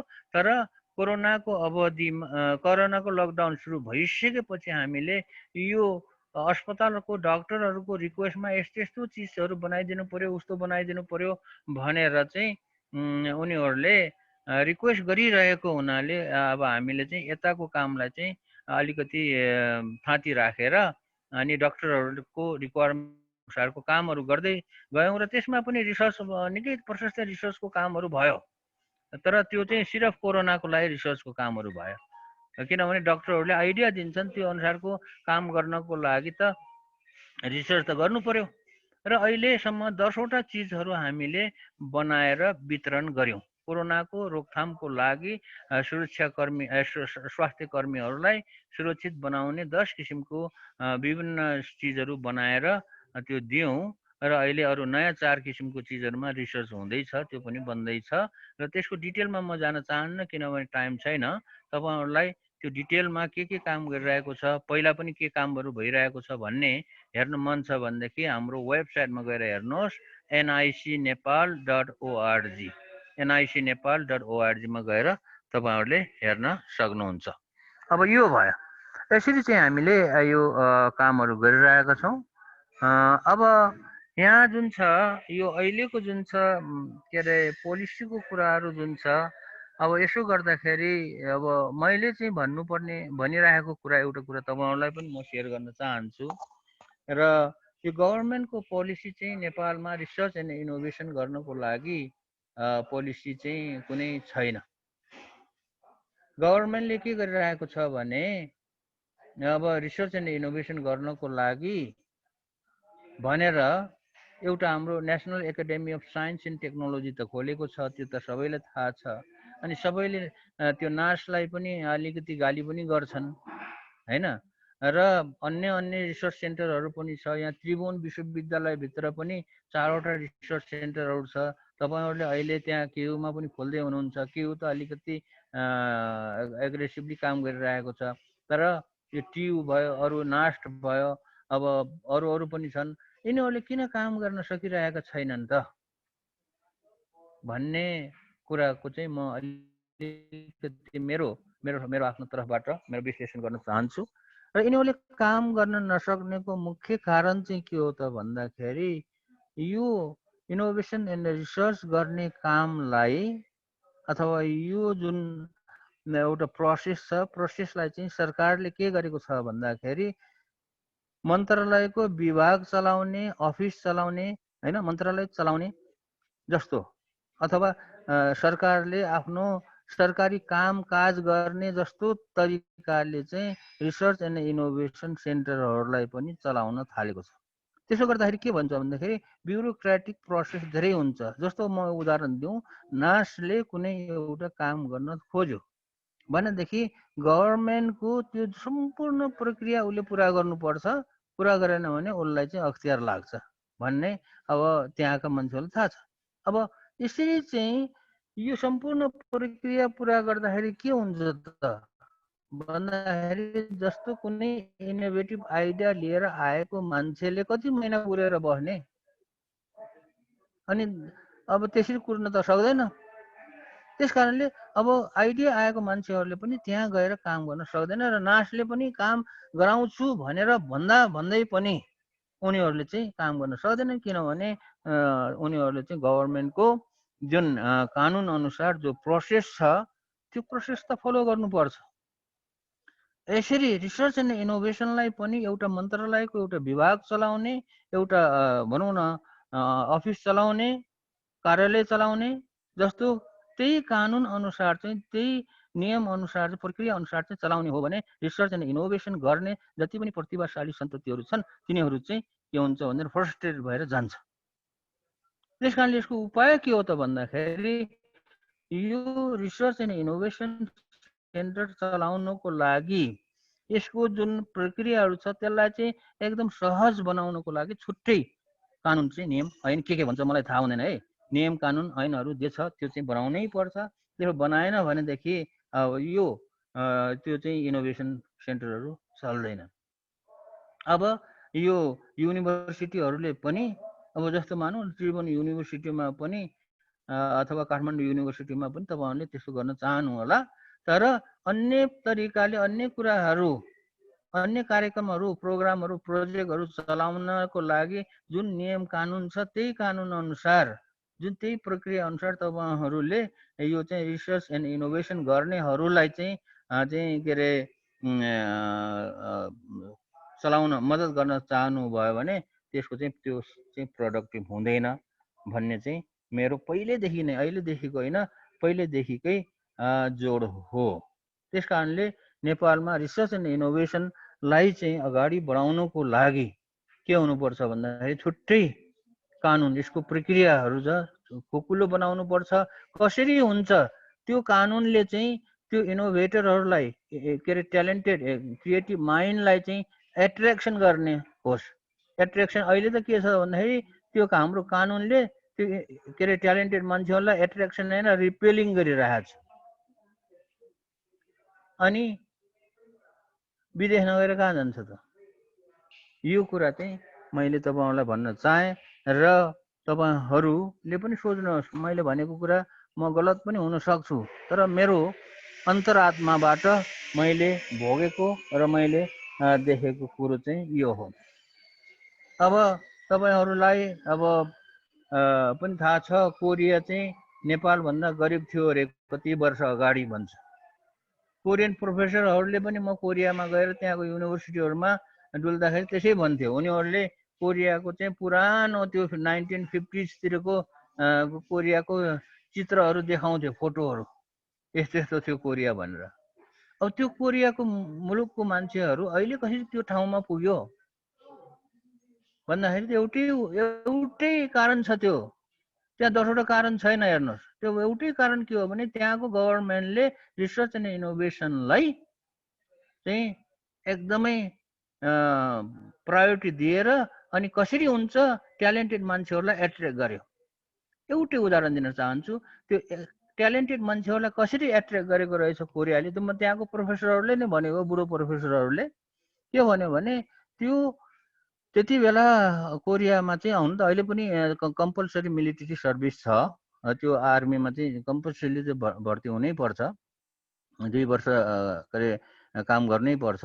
तर त्यति बेला 1950sतिर कति 60तिर अगाडितिर त्यो बेलामा कोरियाको गभर्मेन्टले के एउटा पोलिसी ल्याइदिएछ भने ट्यालेन्टेड र इनोभेटिभ मान्छेहरूलाई एट्र्याक्सन गर्नको लागि जसले चाहिँ यस्तो किसिमको रिसर्च प्रोजेक्टहरूमा काम गर्छ, आइडिया लिएर इनोभेसन गर्न चाहन्छ, उनीहरूले चाहिँ मिलिट्री सर्भिस गर्नु नपर्ने. So there is something that attracted those innovative and creative people. अब नेपालको सरकारले पनि गर्ने हो भने कुनै न कुनै एउटा पोलिसी त ल्याउनु पर्यो नि. र कस्तो पोलिसी ल्याउने भन्ने कुरा we can work together and find some ways to do that. That's not something we cannot do. We can do it. त्यस कारणले यो पोलिसी भन्ने कुरा इज भेरी भेरी इम्पोर्टेन्ट छ भन्ने कुरा चाहिँ मैले तपाईहरुलाई भन्न चाहन्छु. र अब यो कोभिडकै कुरा हेरौँ न. कोभिडकै कुरा हेर्दाखेरि अब कोभिड भनेको एउटा महामारी हो, एउटा लडाई हो. अहिले कोभिडसँग लडाई भइरहेछ. लडाई भन्ने बित्तिकै यो गोली हानाहान गरेर बन्दुकले चाहिँ लड्नेलाई मात्र लडाई भनिदैन. यो रोगसँग लड्ने पनि लडाई हो. लडाईको समयमा लड्नको लागि चाहिँ यो छुट्टै यसको चाहिँ कानुन हुनुपर्छ, छुट्टै किसिमको विधि हुनुपर्छ, तरिका हुनुपर्छ. लडाईको समयमा पनि अहिले नेपाल सरकारले के गरिरहेको छ भने त्यही पुरानै त्यो जसरी मन्त्रालय चलाउने प्रक्रियाहरू छ, हेर्नुहोस्, जो प्रोसेस छ, डिपार्टमेन्ट चलाउने, मन्त्रालय चलाउने, अर्थ मन्त्रालय चलाउने, विभाग चलाउने, त्यही प्रक्रिया अनुसार चाहिँ यो जस्तो यो कोरोनाको सामानहरू ल्याउँदाखेरि खरिद प्रक्रिया त त्यही त प्रक्रिया छ, कुनै नयाँ प्रक्रिया त छैन. अब त्यो प्रक्रियाबाट ल्याउँदाखेरि चाहिँ के भइरहेको छ त, आखिरमा घाटा त जनताले बेहोर्नु परिरहेको छ, सरकारलाई पनि घाटा भएको छ.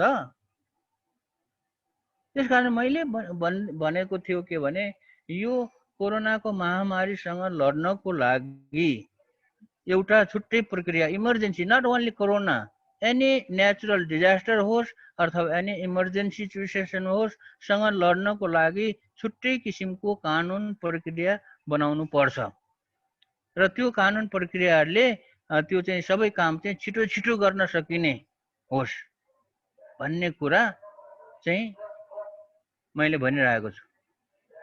तर कोरोनामा अब सामानहरू खरिद गरेर सरकारले पनि ल्यायो, कति अरबको ल्याइसक्यो, 10-15 अरबको, मलाई आई डोन्ट नो, ल्याइसक्यो. सामान ल्याउँदाखेरि के छ, अब जति सक्दो चाँडो ल्याउनु पर्ने कुरालाई सामान किन्नलाई नै यिनीहरूलाई 1-2 महिना त लागिहाल्छ प्रक्रिया. किन भन्दाखेरि उनीहरूले त्यही प्रक्रियालाई फलो गरिरहेको छ. इमर्जेन्सीमा लड्ने के अरे चाहिने काम गर्नुपर्ने प्रक्रिया पनि त्यही, अनि नर्मल कन्डिसनमा गर्ने काम गर्ने प्रक्रिया पनि त्यही. यसरी कसरी मिल्छ? मिल्दैन. त्यस कारणले इमर्जेन्सीमा काम गर्नको लागि छुट्टै कानुनहरू हुनुपर्छ भन्ने मेरो हो. र जस्तै जसो यो रिसर्च एन्ड इनोभेसनको लागि पनि देशमा चाहिँ साँच्चीकै यो ट्यालेन्टेड हाम्रो क्रिएटिभ मान्छेहरूलाई, इनोभेटिभ मान्छेहरूलाई ल्याएर उनीहरूलाई इनोभेसन गराएर यही कामहरू गरेर देखाउने हो भने उनीहरूलाई चाहिँ एट्र्याक्सन गर्ने जुन छ प्रक्रिया चाहिँ पनि छुट्टै कानुन हुनै पर्छ. ल, मेरो आफ्नो अनुभव तपाईहरुलाई सुनाए. तपाईहरु मसँग सहमत हुनु पनि सक्नुहुन्छ, नसक्नुहुन्छ, केही छैन. तर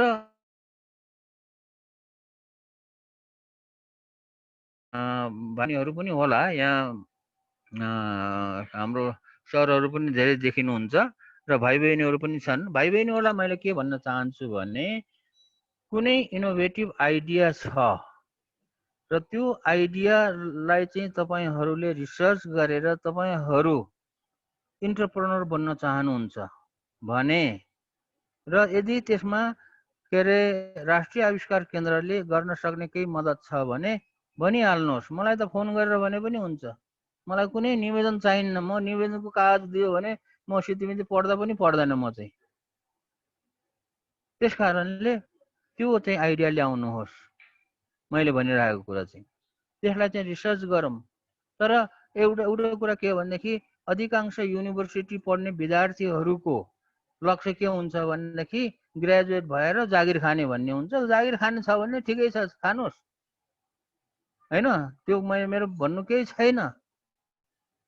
तर जीवनमा केही गर्छु, एन्टरप्रेन्योर बन्छु, मेरो आफ्नोलाई पनि भनौँ न प्रशस्त चाहिँ धन सम्पत्ति कमाउँछु अनि राष्ट्रलाई पनि आर्थिक रूपमा चाहिँ सबल बनाउँछु, देशमा रोजगारीको सिर्जना गर्छु भन्ने किसिमको आँट तपाईहरु सँग छ र तपाईहरुले रिसर्च एन्ड इनोभेसन केही गर्न चाहनुहुन्छ भने कुनै पनि फिल्डको रिसर्च गर्न चाहनुहुन्छ भने त्यो idea com say com share with me. मैले भन्ने गरेको कुरा के छ भने राम्रो राम्रो आइडियाहरू ल्याउनुहोस्, त्यसलाई चाहिँ रिसर्च एन्ड इनोभेसन गरेर कुनै प्रोडक्ट अथवा कुनै सर्भिस निकालेर कमर्सियलाइज गर्नको लागि रिसर्च गर्नको लागि चाहिने पैसाको जिम्मा राष्ट्रिय आविष्कार केन्द्रले लिन्छ। एकदम ठोकेर भनिदिएको छ। आई डोन्ट नो कसरी गरेर दिने भन्ने कुरा आई डोन्ट नो, बट मेरो आफ्नो अनुभव के हो भने राम्रो आइडिया भयो भने पैसाको खाँचो हुँदैन। You don't have to go to हैन फाइन अब यो फन्ड रेजिङ अथवा फन्डिङ खोज्नलाई कहीँ जानै पर्दैन के। अब धेरै नगरे पनि 10-20 लाख रुपियाँ 20-25 लाख 30 लाख रुपियाँको खाँचो चाहिँ हुँदैन। मैले त यति भनिदिएछु। अहिलेलाई हामी करोडको चाहिँ गर्न सक्दैनौँ, अब नसक्ने कुरा, तर 10-20 लाख रुपियाँले तपाईहरुको कुनै राम्रै रिसर्च गर्ने कामहरू छ भने त्यसले चाहिँ तपाईहरु भोलि एन्टरप्रेन्योर बन्न सक्नुहुन्छ भने we will support that and come to National Innovation Center. And we are ready to work with any academic institutions, industries, हैन, अब इन्डिभिजुअल्स कुनै पनि इन्स्टिट्युसन्सहरुसँग कोल्याबोरेसन गर्न हामी सक्छौं। र काठमाडौँ युनिभर्सिटीसँग त हामीले एउटा एमओयू हाम्रो भिसीसँग नै बसेर एउटा एमओयू पनि साइन गरेको छ। र अब यो कोरोनाको अवधि हामी त नेपालको मात्र हैन विदेशी युनिभर्सिटीजहरुसँग पनि कोल्याबोरेसन गरिरहेछौं। अहिले कोरोनाको अवधिमा स्ट्यानफोर्ड युनिभर्सिटीको रिसर्च टिमसँग मिलेर हामीले 2-3 वटा प्रोडक्टहरु उनीहरुले चाहिँ डेभलप गर्छन्। हामीले भन्दा उनीहरुले धेरै काम गर्छन्, तर हामीलाई आइडिया दिन्छन्, हामीले पनि उनीहरुबाट सिकेर कोल्याबोरेसन गरेर सिकेर यो भेन्टिलेटर पनि बनाउँदै छ। सो रिसर्च एन्ड इनोभेसन भन्ने कुरो एक्लैले गरेर हुने चिज होइन। एउटा इन्स्टिट्युसनले never can do that if हैन त्यसलाई चाहिँ रियली सक्सेसफुल बनाउने हो भने। एउटा चाहिँ रिसर्च सेन्टरमा केही मात्र बनाएर मात्र भएन। बनाउने भन्ने कुरा चाहिँ के हो त भन्दा रिसर्च गरेर कुनै डेभलप गर्ने भन्ने कुरा इट इज 50% वर्क, 50% पनि होइन। त्यो रिसर्च गरेर कुनै चाहिँ एउटा प्रोडक्ट डेभलप गर्यो, ल राम्रो प्रोडक्ट डेभलप गर्यो, that is just 50%, less than 50% work. अब बाँकी 50% भनेको के हो त भन्दाखेरि you have to commercialize it. त्यो त्यत्रो दुःख गरेर निकालेको प्रोडक्टको भोलि व्यापार भएन भने त्यसमा लगाएको जुन छ खर्च परिश्रम त्यो वेस्ट भयो, waste of money, waste of time, waste of your energy. So that has to be commercialized and अहिलेको जमानामा कुनै चीज प्रोडक्ट कमर्सियलाइज गर्ने भनेको इज नट हैन फन। यो त्यो सजिलो छैन। बरु डेभलप गर्न सजिलो होला, त्यसलाई मार्केटिङ गरेर त्यसलाई चाहिँ कमर्सियलाइज गर्न झन् गाह्रो कुरा हो। त्यसकारणले यो सबै चिजहरू हेर्दै जानु, सबै मिलेर काम गर्दै जानुपर्छ र यो गर्न चाहिँ सम्भव छ। सम्भव नभएको भएदेखि कोरियाले कसरी गर्यो त हैन? सिङ्गापुर भन्ने देश त धेरै पछि बनेको हो। इजरायल भन्ने देश पनि पहिला थिएन नि। नेपालको देशको स्थापना भएको त कति भयो, धेरै वर्ष भयो नि हैन? पृथ्वीनारायण शाहको पालादेखि गरौँ न नेपाल स्थापना भएको भन्ने। अब नेपालको स्थापना हुँदाखेरि इजरायल यो सिङ्गापुर त अस्ति भर्खरै म जन्मेपछि बल्ल सिङ्गापुरको स्थापना भएको। म जन्मनुभन्दा अलि अगाडि सेकेन्ड वर्ल्ड वार पछि इजरायलको चाहिँ स्थापना भएको। चाइना म चाहिँ भनौँ न टिचर छँदाखेरि 20, 25, 30 वर्षको उमेरसँगमा म टिचर छँदाखेरि चाइना पनि गरिबै थियो हेर्नुहोस्। मेरो पालामा म ठिटा छँदाखेरि तर अहिले चाइना कहाँ पुग्यो? How did they go there, reach there? This research and innovation. त्यस कारणले इट्स नट यो त्यसै रिसर्च एन्ड इनोभेसन भन्ने कुरा भाषण गरेर हुने कुरा होइन। देशलाई समृद्धि साँच्चीकै बनाउने हो भने विदाउट रिसर्च एन्ड इनोभेसन कुनै पनि देश अहिलेसम्म समृद्धि भएकै छैन, हुँदा पनि हुँदैन, ग्यारेन्टी दिन्छु। मैले नेताहरूलाई त म च्यालेन्ज दिने कारण के हो भने ल कसैले रिसर्च एन्ड इनोभेसन गरेर त्यसलाई चाहिँ कमर्सियलाइज गरेर चाहिँ देशलाई समृद्धि यसरी समृद्धि त्यो नगरिकन समृद्धि बनाएको छ भने ल देखाउनु। त्यो देश देखायो भने म झुन्डिएर मरिदिन्छु, तिमीहरूको अगाडि म आत्महत्या गरिदिन्छु भनेर। तर why don't they care about it? Because हामीमा रिसर्च एन्ड इनोभेसन गर्ने कल्चर छैन। पृथ्वीनारायण शाहको पालादेखि पृथ्वीनारायण शाहले काठमाडौँ आएर राजधानी बनाएर त्यसपछि अहिलेसम्म जति सरकार बन्यो अहिलेको दिनसम्म कुनै पनि सरकारहरूले रिसर्च एन्ड इनोभेसनलाई सपोर्ट गरेकै छैन, इन्करेज गरेकै छैन। किन? Why? Because there is no culture of research and innovation. अनि कल्चरमै नभएको कुरा किन गर्दैन? अहिलेको नेताहरूलाई सबैले गाली गर्छन् क्या। अहिलेको नेताहरू होइन, यो पृथ्वीनारायण शाहदेखि अहिलेसम्मको नेताहरूलाई गाली गर्नुपर्छ, गर्ने हो भने। अब नेताहरूलाई गाली गरेर केही पनि फाइदा छैन। हामी आफैलाई गाली गर्ने हो, किनभने हाम्रो समाजमा त्यस्तो किसिमको रिसर्च एन्ड इनोभेसन गर्ने कल्चर भएन। हामीले डेभलप गरेनौँ, हाम्रो समाजले डेभलप गरेन। त्यस कारणले रिसर्च एन्ड इनोभेसन भएन, कुनै चिज कमर्सियलाइज भएन, अनि गरिब भयो। त्यस कारणले यो नेताहरूलाई मात्रै गाली गरेर हुँदैन। We have to try to होइन यो हाम्रो समाजमा चाहिँ रिसर्च एन्ड इनोभेसनको कल्चर चाहिँ बसाल्नुपर्छ। अहिले राष्ट्रिय आविष्कार केन्द्रले ठुल्ठुलो रिसर्च एन्ड इनोभेसनहरू गर्न सक्दैन पनि, तर एउटा कल्चर चाहिँ बसाल्न सक्छ। काठमाडौँ युनिभर्सिटीले पनि त्यस्तो किसिमको कल्चर बसाल्ने प्रयास गर्नुहोस्। कल्चर बसाल्ने काम रातारात हुँदैन। मैले अरू सबै रिसर्च एन्ड इनोभेसन गर्नेहरूलाई त्यही भनिरहेको छु, यो रातारात हुँदैन। त्यस कारणले कल्चर बसालौँ। कल्चर बसालेपछि बल्ल मात्रै हुन्छ। र कल्चर बसाल्यो भने त्यो कल्चरमा हुर्किएको मान्छेहरू नेता भएर सरकार बनायो भनेदेखि बल्ल सरकारले पनि बुझ्छ, त्यो सरकारले पनि यसलाई चाहिँ अगाडि बढाउँछ। त्यस कारणले अब अनलकी कुरा के भयो भने we still have to wait some more time. हामी कोही यो विदेशीले दिएको पैसाले चाहिँ यहाँ रिसर्च एन्ड इनोभेसन मात्रै गर्छु भनेर त्यो सम्भव छैन। राष्ट्रिय आविष्कार केन्द्रले त हामी कसैलाई माग्दा पनि माग्दैन। हाम्रो मुख्य उद्देश्य रिसर्च एन्ड कल्चर गर्ने, रिसर्च एन्ड इनोभेसन गर्ने कल्चर बसालौँ भन्ने मेरो अनुरोध गर्दै मेरो कुरा यहीँ टुङ्ग्याउन चाहन्छु। 20 मिनट बोल्छु भनेको 25 मिनट बोलिएछ। ल माफ गर्नु होला, धन्यवाद। केही कुराहरू छ भनेदेखि ल maybe I can give 5 more minute. हस्, धन्यवाद महावीर सर। हजुरलाई सुन्दा जहिले पनि एउटा इन्सपायरिङ एउटा मोटिभेसन नै भइरहेको हुन्छ। र जुन कुरा चाहिँ हजुरले भन्नुभयो यो एकदमै पनि अब हाम्रो यो एकजना रोबिन्सन भन्ने पनि भन्नुभएको छ, जबसम्म कुनै पनि देशको एउटा गभर्मेन्ट इन्स्टिट्युसन र त्यहाँको चाहिँ इकोनोमिक इन्स्टिट्युसन चाहिँ अलिकति इन्क्लुसिभ हुँदैन, तबसम्म चाहिँ त्यहाँनिर चाहिँ देशमा चाहिँ अलिकति डेभलपमेन्ट हुन सक्दैन। जस्तै अब हजुरले साउथ कोरियाको जुन इक्जाम्पल दिनुभयो, त्यसरी नै इनोभेसन कुनै व्यक्तिभन्दा पनि इनोभेसन जोसँग पनि हुनसक्छ, कोही पनि केही आइडिया लिएर आउन हुनसक्छ। तर त्यही अलिकति इन्क्लुसिभ त्यसलाई हामी बनाउन सक्यो भने बल्ल हामी प्रोस्पेरिटीतिर अगाडि बढ्छौँ। हामीसँग धेरै प्रश्नहरू पनि आइराखेको छ।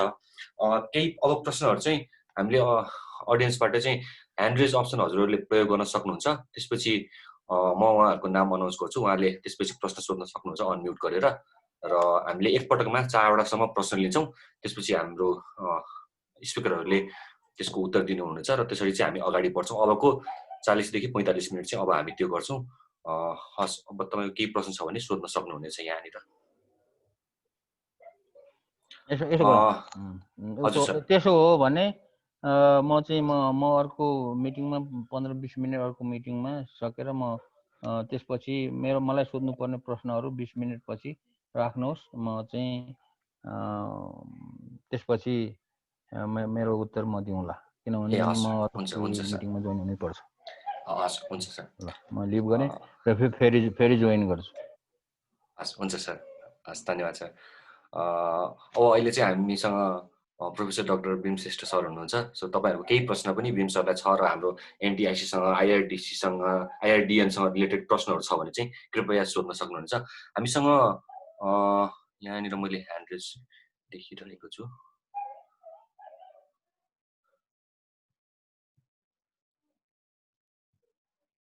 भर्खरै एकजनाले, हजुर, हामीसँग उमेश सर हुनुहुन्छ। उमेश सर, कृपया तपाईँको माइक अनम्युट गरेर प्रश्न सोध्न सक्नुहुनेछ। थ्याङ्क यू भीम सर, राम्रो प्रेजेन्टेसन। मेरो प्रश्न चाहिँ अघि म महावीरजीलाई त्यो सोध्नु मन लागेको थियो। अब हाम्रोमा रिसर्च कल्चरै छैन भन्ने कुरा छ, एकदमै इम्पोर्टेन्ट कुरा गर्नुभयो उहाँले। Now how do we address this, होइन? अब तपाईँहरूले क्याटर गर्दै गरेको चाहिँ एउटा आफ्टर 17-18 वर्ष पश्चातका विद्यार्थीहरूलाई के हो यो इनोभेसन सेन्टर एनटिआइसीले क्याटर गर्ने चाहिँ केयुमा भनौँ न एउटा ग्रेजुएट लेभलमा आइसकेपछिको हो भनेपछि भन्नु खोजेको चाहिँ के हो भने नेपाली सोसाइटीमा रिसर्च गर्ने कल्चरै छैन भनेपछि यो कल्चरलाई चाहिँ all the way down from the school level 6-7 क्लासदेखि नै त्यसलाई इनोभेसन भन्ने कुरा, भनौँ न एन्टरप्रेन्योरशिप भन्ने कुराहरूलाई चाहिँ त्यहाँदेखि नै विद्यार्थीहरूलाई अलिअलि टच गराउँदै लिएर गएपछि चाहिँ होपफुली उनीहरूले out of the box thinking गर्नु सक्लान् कि। सो एनिवे मेरो अलिकति लागेको ओपिनियन चाहिँ त्यो हो। तपाईँलाई के लाग्छ? Thank you doctor Umed, thank you very much. है, तपाईँले जुन भन्नु रिसर्च गर्नु गाह्रो होइन, अझै पनि भन्छु होइन, रिसर्च गर्नु गाह्रो। हामी पनि अलि युनिभर्सिटिजहरूमा हेरेर पनि आएको छौँ, बाहिरसँग पनि हामी सहकारी गरेका पनि छौँ। तर इनोभेसन अझ त्योभन्दा गाह्रो छ कि। जुन किसिमको रिसर्च त हामी गाह्रो छ भन्छौँ नै, रिसर्च भनेको अनुसन्धान हो। अब जुन अघि महावीर कुञ्जीले भन्नुभयो यो हाम्रो आविष्कार भन्नेसँग पनि अलिकति नवप्रवर्तन भन्ने शब्द नबुझिने नयाँ नेपाली शब्द भए तापनि यो इनोभेसन भनेको धेरै गाह्रो चिज हो होइन। र यति भनिराख्दाखेरि पनि हामीले चाहिँ यो विश्वविद्यालयमा यो कल्चरलाई चाहिँ ल्याउनै पर्छ भन्ने किसिमको अहिले जुन किसिमको मान्यताहरू भएको छ नि, त्यसलाई चाहिँ हामी साकार गर्नलाई अब एउटा हामी कल्चर यो जुन स्ट्रक्चरलाई हामी पटक्कै छोड्न पनि सक्दैनौँ। हेर्नुहोस् यति गाह्रो छ कि युनिभर्सिटी सिस्टममा। अब महावीर दाईको जुन किसिमले उहाँले गरिराख्नु भएको त्यो अलिकति उहाँले अलिकति भिन्नै खालले काम गरिराख्नु भएको छ। तर हामी युनिभर्सिटी सेटिङभित्र बसेर काम गर्नको लागि युनिभर्सिटीको स्ट्रक्चर सिस्टमलाई हामी पटक्कै छोड्न पनि सक्दैनौँ। एट द सेम टाइम त्यो करिकुलममा कसरी त्यसलाई इनोभेसनलाई इन्टिग्रेट गर्ने भन्ने कुराको लागि हामीले अहिले सुरुको अवस्थामा यो हाइब्रिड मोडमै जानुपर्छ। भन्नु खोजेको अर्थ कस्तो भन्दाखेरि एउटा विद्यार्थीहरूलाई उनीहरूलाई इनोभेटिभनेसको एउटा इन्डिकेटर्सहरू जोड्नको लागि जुन किसिमले हामी गर्छौँ त्यसमा अलिकति हामी नयाँपन त ल्याउँछौँ, तर पुरानोलाई अलिकति राख्दै र इनोभेसनलाई 30%, पुरानो कन्भेन्सनल रिसर्चलाई 70%, 40%, 60% गर्दै अगाडि गयो। एकैचोटि वात्त हामीले फेरि युनिभर्सिटीको सेटिङ सबै छोडिदियो भनेदेखि यु नो इट, बाहिर युनिभर्सिटी पिएचडी गरेको स्टुडेन्टले इनोभेसन गर्छु एकदमै समय लगाइदिएर कुनै पनि किसिमको एउटा फिक्स फर्मेट र टेम्पलेटमा काम गर्दैन भने त्यो पनि गाह्रो हुन्छ। किन मैले यहाँ भन्न खोजेको ठ्याक्कै मैले भन्दाखेरि इनोभेसनलाई हामीले भित्राउनु पर्छ, चाहे त्यो अलि अगाडि अहिलेको अघि उहाँले भन्नुभएको नास धेरै साथीहरूले राम्रो काम गरिराख्नु भएको पनि छ। विद्यालयमा पनि ठुल्ठुलो रिसर्चहरू भइराख्नु भएको छ। हाम्रो धेरै प्राध्यापक सरहरू त्रिभुवन विद्यालय एग्रिकल्चर फरेस्ट युनिभर्सिटी पनि धेरै साथी सरहरूले चाहिँ राम्रो काम गरिराख्नु भएको छ। तर उहाँहरूलाई के छ भने त्यो नियमले बाँधिएको छ, त्यो नियमभित्र बसेर इनोभेसन सम्भव नभएको। त्यस कारण अहिलेको अवस्थामा उमेर सरको ठ्याक्कै जवाब मैले विश्वविद्यालयमा यो हाइब्रिड सिस्टममा कन्भेन्सनल स्ट्रक्चरभित्र बसेर हामी यसलाई चाहिँ हाइब्रिड सिस्टममा जान सक्यौं र केही पुरानो स्ट्रक्चरलाई पनि समावेश गरेर र नयाँ नयाँ कुराहरूलाई चाहिँ अलिकति फ्लेक्सिबिलिटी र फ्रिडम दिएर अगाडि जान सक्यो भने चाहिँ राम्रो हुन्छ जस्तो लाग्छ कि थ्यांक यू भीम सर धन्यवाद भीम सर त्यसै गरी हामीसँग यहाँ च्याट बक्समा पनि धेरैजनाले प्रश्न लेख्नु भएको छ हामीसँग अनित श्रेष्ठ मानन्दजी हुनुहुन्छ उहाँले प्रश्न पनि सोध्नु भएको थियो कृपया अनितजी हजुरले माइक अनम्युट गरेर प्रश्न सोध्न सक्नुहुन्छ सिधै सोध्न सक्नुहुनेछ हेलो अनितजी भन्नुहोस् या सर मैले चाहिँ क्वेसन त्यहाँ के अरे च्याटमा पनि गरेको थिएँ हैन यो इनोभेसनको हजुर इनोभेसनको लागि चाहिँ आई मिन खालि एजुकेसनल सिस्टमले मात्रै हुने हो कि एउटा क्वेसन हैन सेकेन्डली चाहिँ हामी आई नट सीन लाइक युनिभर्सिटिजहरु नेपालमा हैन ओर एनी अदर इन्स्टिट्युट भनौँ लाइक इभन प्रोफेसनल इन्स्टिट्युट्सहरु हैन they are not doing any sort of innovative stuff के लाइक रिलेटिङ टु पिपल अनि स्पेशली लेटली यो कोभिडको केसमा पनि आई पार्टिसिपेटेड इन MIT अनि अरू युनिहरु or abroad like companies doing hackathons and like innovative stuffs हैन अनि हाम्रोमा चाहिँ अहिले I've not seen or I've not like heard of universities even promoting these kind of activities to like do something innovative हैन so यसमा चाहिँ why is it not happening भन्ने चाहिँ मेरो एउटा क्युरियस क्वेशन हो सर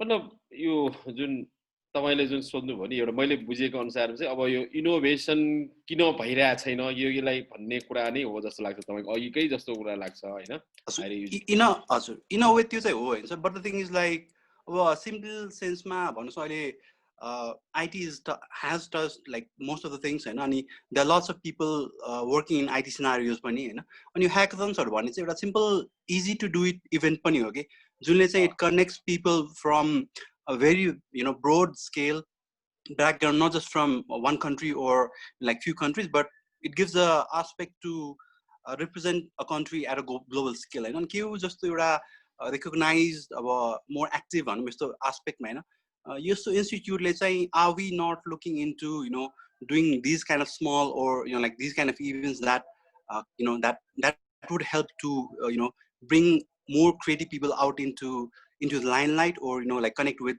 other people भन्ने पनि मेरो एउटा क्वेशन हो सर एकदम यो हामी मिलेर अब भइरा छैन भन्दा पनि अलिअलि चाहिँ भइरहेकै छ हैन केयुमा पनि विभिन्न किसिमको ह्याकाथन्सहरु अहिले चाहिँ भइरा छन् अस्ति एउटा एकदम 1 घण्टा भित्र चाहिँ इनोभेसन रिसर्च गर्नुपर्ने डेभलप गर्नुपर्ने कन्सेप्ट 1 घण्टा भित्र आइडिया दिनुपर्ने अर्को 1 घण्टामा फ्याब्रिकेट यसरी चाहिँ एकदम टाइमलाइन 3 घण्टामा जाँच दिएको चाहिँ इनोभेसन गर्ने टाइपको पनि जाँच कसरी गर्न सक्छ भनेर पनि हामीले अलिकति यो टाइमलाई नै स्ट्रेस गरेर पनि काम गरेका थियौं हैन गर्न चाहिँ सकिन्छ भइरा पनि छ त्यसैले यो प्लेटफर्म अब यो जुन Nepal technology innovation center this could be one platform जहाँ कि हामीले अघि भने चाहिँ वन स्टप सोलुसनको हामीले एउटा सम्भावना खोजेका छौं स्पेशली अहिले हामीले यो एग्रिकल्चर एनर्जी र हेल्थ भन्दा अलिकति यो किन भन्दाखेरि यो स्ट्रक्चर वेमा जानलाई जसले जेसके भने पनि यो कुनै न कुनै किसिमको टिमलाई चाहिँ हामीले समात्नै पर्छ त्यो हैन अहिले हामीले चाहिँ नेपालको धेरै ग्रामीण क्षेत्रको विकास भनेको एग्रिकल्चर सेक्टरलाई लिएको हो र एग्रिकल्चर भन्दैमा आईटी लाई किन आईओटी ने एग्रिकल्चर भन्ने पनि छ त्यस्तै गरेर हामीले चाहिँ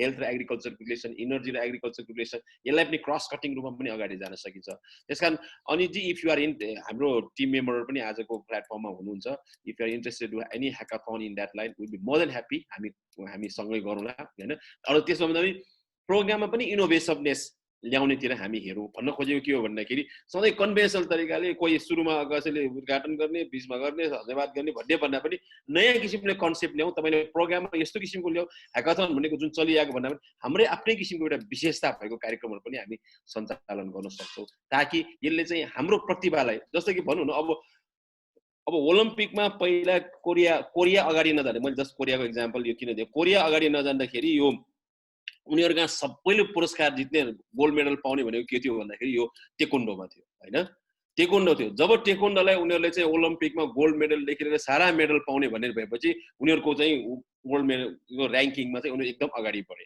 भन्न खोजेको हामीले आफ्नै नेपाली पराको आफ्नै किसिमको चाहिँ एउटा चाहिँ एजुकेसन सिस्टममा हामी अगाडि जान सक्यौ भने हाम्रो अब्बलता हामी देखाउन सक्छौं हैन यसकारण चाहिँ तपाईले चाहिँ यो ह्याकाथन भनेको जुन बाहिर गरिरहेको चलन जुन कसैले यो MIT मा गरेको चलन यो भनिराख्नु भएको छ त्यो भन्दा पनि नेपालकै आफ्नै किसिमको indigenous way of exploring the talent त्यो प्लेटफर्म क्रिएट गरौँ अनि हामीले कृषि ऊर्जा र स्वास्थ्य भनेर किन मात्र लिएको भने यो सर्वव्यापी सबैलाई चाहिने भएकोले मात्र लिएको हामी त्यसमा मात्र सीमित चाहिँ हामी छैनौँ मैले अलिकति अनिलजीलाई यो कार्यक्रममा पनि हामी अलिकति नवीनताका साथ हामीले आफ्नो प्रभुत्व र आफ्नो एउटा भनौँ न स्ट्रेन्थलाई चाहिँ डिस्प्ले गर्ने टाइपको चाहिँ हामी मोडालिटिजहरू डेभलप गरौँ त्यसमा काम गरौँ जस्तै एउटा अर्को साथीले यहाँ एउटा अर्को क्वेसन पनि गर्नुभएको थियो मैले त्यहाँ यसो हेरेर भन्दै थिएँ जस्तै यो प्याटेन्टको कुराहरू आइरहेछ कि अहिले होइन अब इनोभेसनलाई प्याटेन्टसँग कसरी जोड्ने this is a very challenging part अब अघि महावीर दाइले भन्नुभयो जस्तै किसिमले सबैले जे पनि गर्ने भन्ने किसिमले गयो भने हामी चाहिँ काम चाहिँ लुलुर गर्दै जान्छ बाहिरको युनिभर्सिटी हाम्रो चाहिँ सबै काम गरेको त्यो जान सक्छ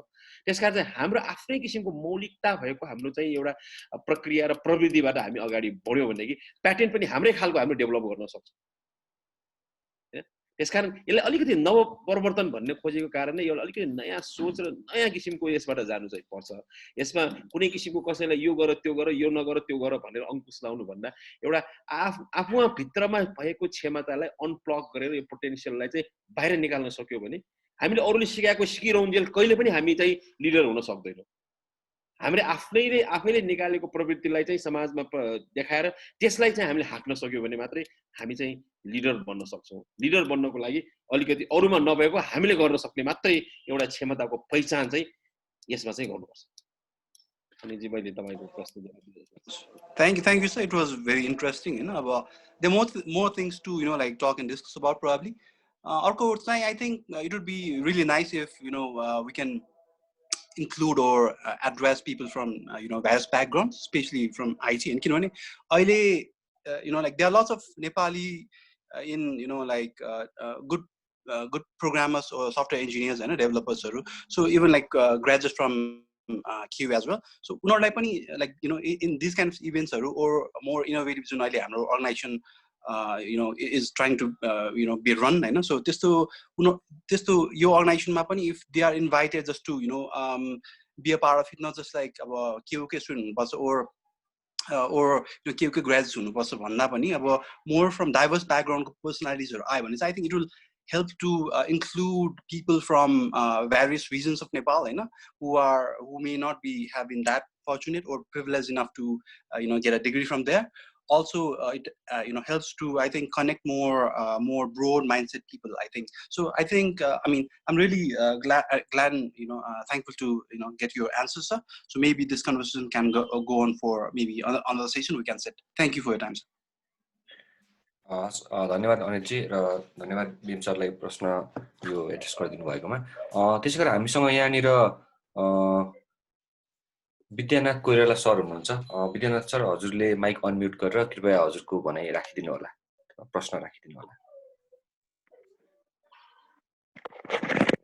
धन्यवाद नमस्कार नमस्ते मलाई साह्रै सजिलो प्रश्न छ तीनटा प्रश्न राख्छु साह्रै सजिलो छ पहिलो प्रश्न के राखेँ भने डिस्कभरी भनेर भनेको चाहिँ नि नयाँ पत्ता लगाउने रहेछ इनोभेसन भनेको डिफरेन्टली डन रहेछ माने कुनै पनि कुराकानीलाई अलि बेग्लै ढङ्गले गर्ने बित्तिकै इनोभेसन हुँदो रहेछ यदि त्यसो हो भने हाम्रै गाउँघरमा भएका ढिकी जाँतो घट्ट कुटो कोदालो आदि इत्यादिलाई इनोभेटिभ ढङ्गबाट हामी के गर्न सक्छौँ र के गर्यौँ भनेर भन्ने किसिमको एउटा मैले त्यो चासो लिन खोजेँ दोस्रो चाहिँ नि के चासो लिन खोजेँ भने यदि व्यवस्थापनको कुराकानी गर्ने हो भने थारूको बडगर र म्याक्स वेबरको म्यानेजमेन्टको डिजाइनमा के फरक छ भनेर चाहिँ कसैले सोध्यो भने हामीले के भन्ने होला र फाइनल मेरो प्रश्न चाहिँ के हो भने अहिले कोरोनाको कुराकानी हामीले गर्यौँ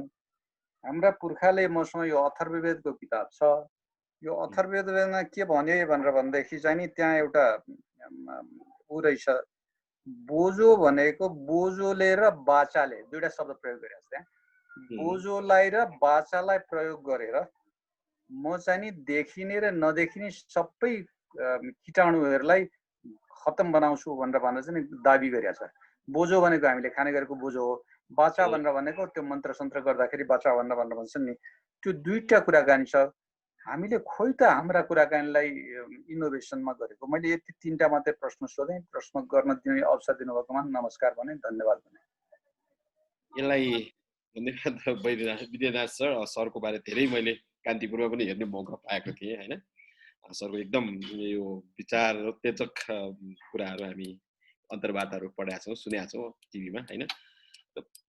स्पेशली सुरुको प्रश्नको अलिकति मलाई गाह्रो प्रश्न भयो। यो सुरुको प्रश्नमा म डिस्कभरी र इनोभेसनको कुराहरू अलिकति यसमा हामीले इनोभेसन भन्न खोजेको खालि यो नयाँ पटलाई मात्र गर्ने, त्यही प्रविधिलाई नयाँ किसिमले मात्र गर्नेलाई हामी इनोभेसन हो, त्यो सिद्धान्त त त्यसको व्याख्या त त्यो हो। तर यहाँ हामी अलिकति जोड्न खोजेको चाहिँ एन्टरप्रेनरसिप पनि जोड्न खोजेका छौँ कि यसमा अलिकति यसको चाहिँ कुनै प्रविधिसँग सम्बन्धित कुरालाई हामीले चाहिँ एउटा इनोभेसन भनेर हामी व्याख्या गर्न खोजिरहेका छौँ, ताकि यसले चाहिँ भोलिको दिनमा यसको चाहिँ एउटा कमर्सियल र बजारमा यसको उपस्थिति भिन्न ढङ्गबाट र एउटा छिटो छरितो ढङ्गबाट गरोस् र आफ्नो चाहिँ बजारमा आफ्नो चाहिँ यसले अस्तित्व कायम गरोस्। जस्तो कि एउटा सानो एक्जाम्पल हजुरलाई दिउँ, यो हामी आजकल यो हजुर यो ल्यापटपमा राख्ने पेन ड्राइभ हेर्नुहुन्छ नि सर, यो थम्ब पिन भन्छ नि हामीले, यसको विकास हुनुभन्दा अगाडि दिउँ नै, पहिला हामी कस्तो फ्लपी राख्थ्यौँ, डिस्क राख्थ्यौँ, त्यसपछि माइक्रो राख्थ्यौँ। यो इजरायलको एउटा चाहिँ त्यो टेक्नियोन भन्ने ठाउँमा डेभलप गरेको यो पेन ड्राइभ भन्ने, यसमा सबै पेन ड्राइभ अहिले चाहिँ भनौँ न ड्राइभदेखि सबै सारा चिज काम लाग्ने गयो।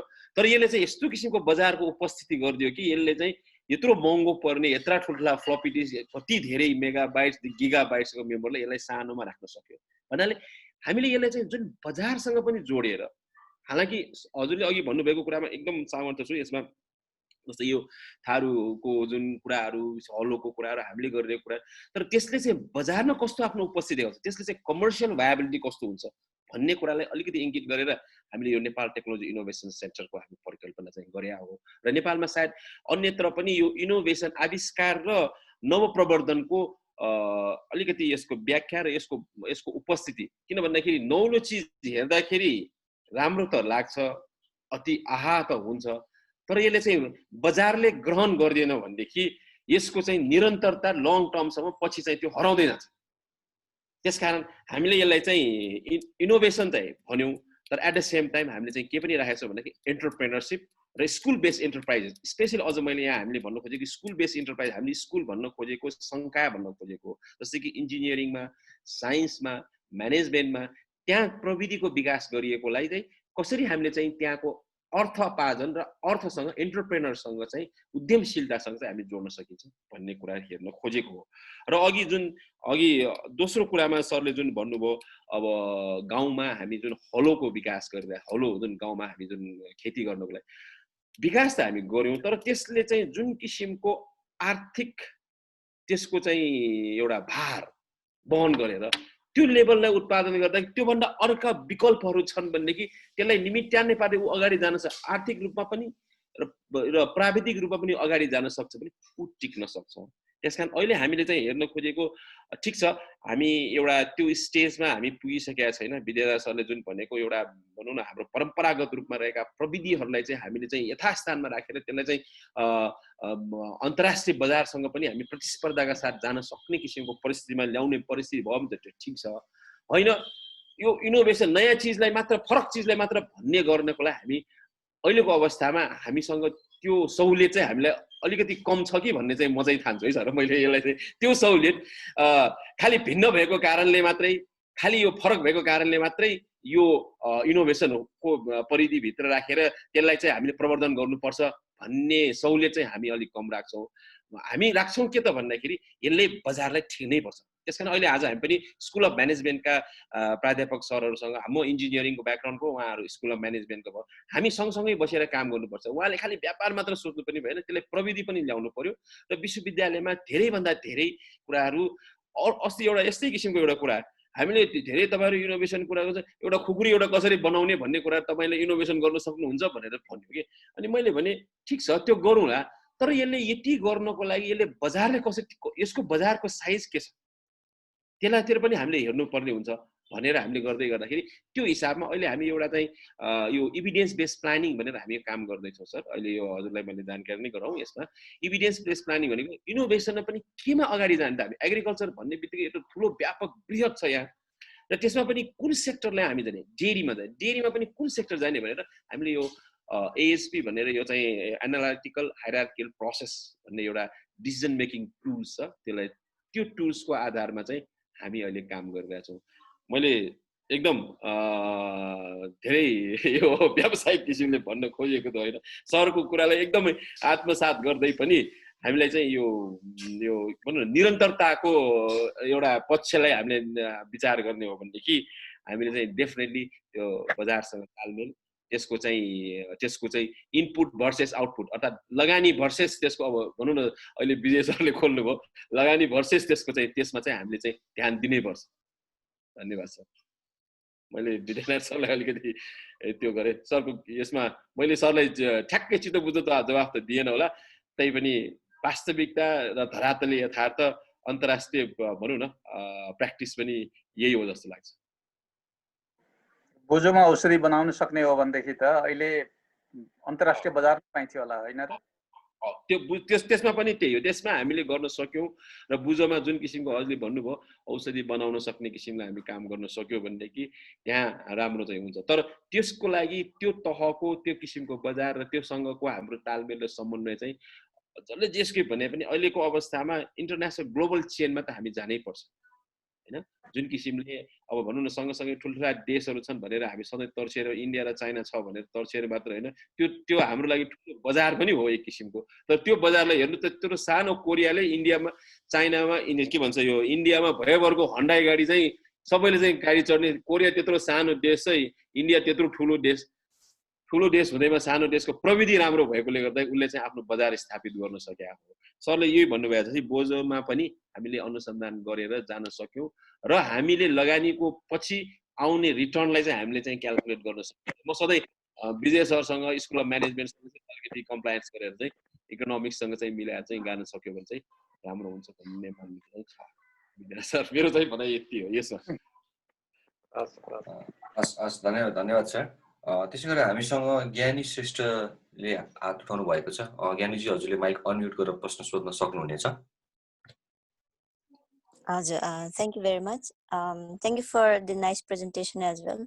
र मैले पनि अगाडि हाम्रो विद्या सरले सुन्नुभएकै प्रश्नलाई चाहिँ अलिकति मोडिफाई चाहिँ मैले गर्न खोजेँ। जस्तो हाम्रो कन्ट्रीभित्रै पनि इन्डिजिनियस टेक्नोलोजी, इन्डिजिनियस नलेज अथवा भनौँ रुरल टेक्नोलोजी एकदमै चाहिँ थियो, अहिले पनि छ। तर चाहिँ हामीले चाहिँ त्यसलाई बिर्सिँदै गएका छौँ। अब नेपाल के हो भनेर बुझाउने भनेकै रुरल एरियाज हो भनेपछि रुरल एरियाको चाहिँ टेक्नोलोजीलाई, त्यहाँको नलेजलाई चाहिँ हामीले अहिलेको मोडर्न टेक्नोलोजी, मोडर्न नलेजसँग चाहिँ मिक्स गरेर चाहिँ अगाडि लैजान सक्यो भने मेरो विचारमा चाहिँ जुन यो इन्टरप्रेन्योरसिपको कुराहरू हामीले गरिरहेका छौँ, त्यो इन्टरप्रेन्योरसिपको लागि चाहिँ एउटा कुनै डेभलप भयो भने केही गरी रुरल एरियाजका चाहे एजुकेटेड हुन् अथवा अनएजुकेटेड हुन्, उहाँहरूलाई चाहिँ बाहिर जानबाट पनि रोक्न सक्ने, किनभने त्यसले कुनै एउटा बाटो खोल्छ कि त्यतातिर पनि विचार गरेर यसलाई पनि लिँदै अगाडि सर्यो भने अझ बेटर हुन्छ कि, अथवा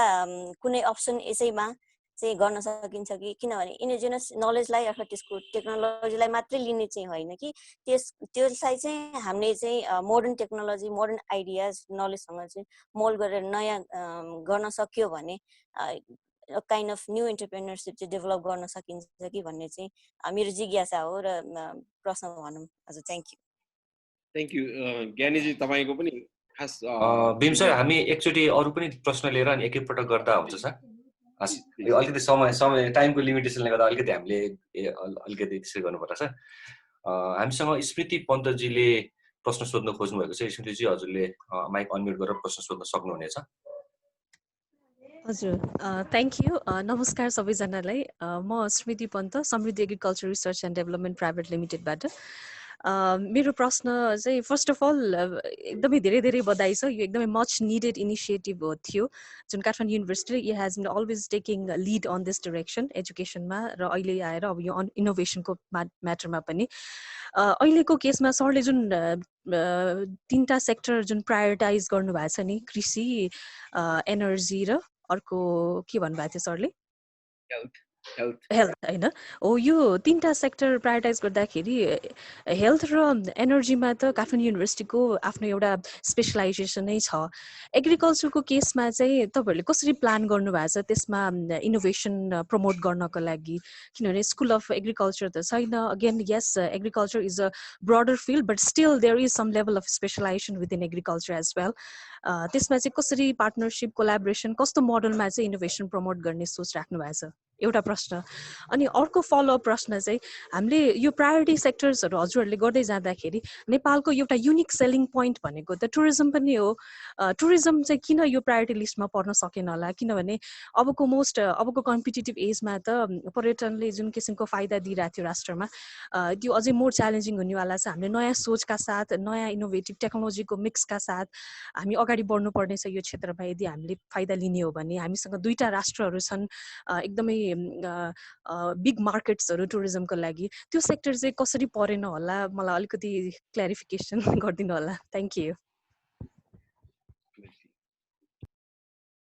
हस् स्मृतिजी त्यसै गरेर खास मेरो पनि एउटा प्रश्न चाहिँ भीम सरलाई थियो सो अघि सरले भन्नुभयो हाम्रो अहिले जुन यो एनटिआइसी छ एनटिआइसीले चाहिँ बेसिकली चाहिँ तीनटा थेमेटिक एरिया चाहिँ हेरिराखेको छ एग्रिकल्चर अनि त्यसपछि हाम्रो हेल्थ केयर र एनर्जी हेरिराखेको छ अलिकति अब सायद सरले हुन त अघि पनि सरले भन्नुभएको थियो कि यो एउटा सुरुवात गर्नको लागि चाहिँ कुनै एउटा सेक्टरको लागि राख्नुपर्छ त्यसपछि बिस्तारै अझै हामीले पछि एड गर्दै जाने हो तर यो एजुकेसन भन्ने कुरा चाहिँ कस्तो एजुकेसन पनि थीमेटिक एरियामा इन्क्लुड गर्ने कस्तो योजना छ एनटिआइसीको किनकि अहिले अब यो पेन्डेमिकको टाइममा त हामीले विभिन्न ठाउँमा हेर्छौँ पनि यत्रो 6-7 महिनादेखि सबै विद्यालयहरू बन्द छ 3 वर्षदेखि 16 वर्षको हेर्ने हो भने लगभग 86 लाख बालबालिका चाहिँ एउटा शिक्षाबाट वञ्चित छन् भनौँ न त्यसमा पनि अब धेरै जस्तो लगभग 60-70% त अलिक रुरल एरियाजमै बस्छन् त्यहाँनिर चाहिँ अलिकति अब एनटिआइसीको भोलिको दिनमा एउटा इन्टरभेन्सनले गर्दा चाहिँ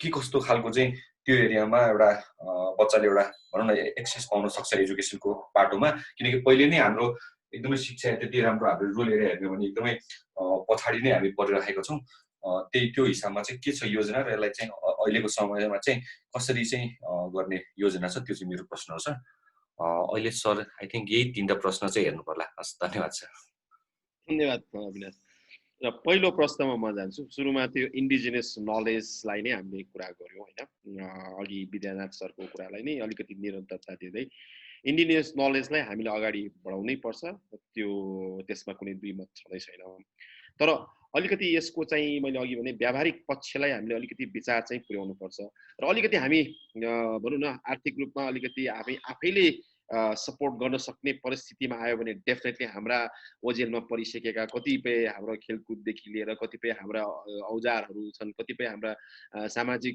चलनचल्तीमा गरिने एक किसिमको आफ्नो एउटा कल्चरल प्र्याक्टिस त्यसलाई हामीले सम्वर्धन गर्न सक्छौँ तर हामीसँग एउटा चाहिँ स्ट्रङ हामीसँग एउटा इकोनोमिक ब्याकअप चाहिँ हामीले डेभलप चाहिँ गर्नै पर्छ स्पेसली हामी चाहिँ भनौँ न जब हामी यो भनौँ टेक्नोलोजिकल इनोभेसनको हामीहरू कुरा गरिरहेको अवस्थामा चाहिँ त्यसले चाहिँ विश्व बजारसँग चाहिँ अलिकति प्रतिस्पर्धा गर्न सकिने स्पेसली अहिले हामीले यो यहाँले बुझ्नुभएकै छ यो किन भन्दाखेरि हामीले अलिकति यो कोरिया सरकारसँग अलिकति सहकार्य गरिरहेका छौँ यो सहकार्य गर्नुको पछाडि पनि के एउटा उद्देश्य छ भन्दाखेरि सायद होला कुनै एउटा हामी नेपाल सरकारकै या कुनै अर्को एउटा निकायबाट कुनै एउटा भन्न अर्को कुनै संस्थाबाट पनि हामीले यति पैसा ल्याएर काम गरेको पनि हुन सक्थ्यो होला होइन तर एउटा के भन्दाखेरि कोरिया अहिलेको इनोभेसनको सेक्टरमा मैले अघि यहाँलाई ग्राफमै देखाएँ अहिले कन्टिन्युसली उनीहरू इनोभेसनमा नयाँ किसिमको प्रविधि विकासमा सानै देश भए पनि प्रगतिमा एउटा किसिमको चुस्तता प्रविधिमा एक किसिमको एउटा सबैलाई चाहिँ आत्मसात गर्न सक्ने प्रविधिको विकास र विस्तार गरेर उनीहरूले अन्तर्राष्ट्रिय बजारमा आफू स्थापित भइसकेको अवस्थाले गर्दाखेरि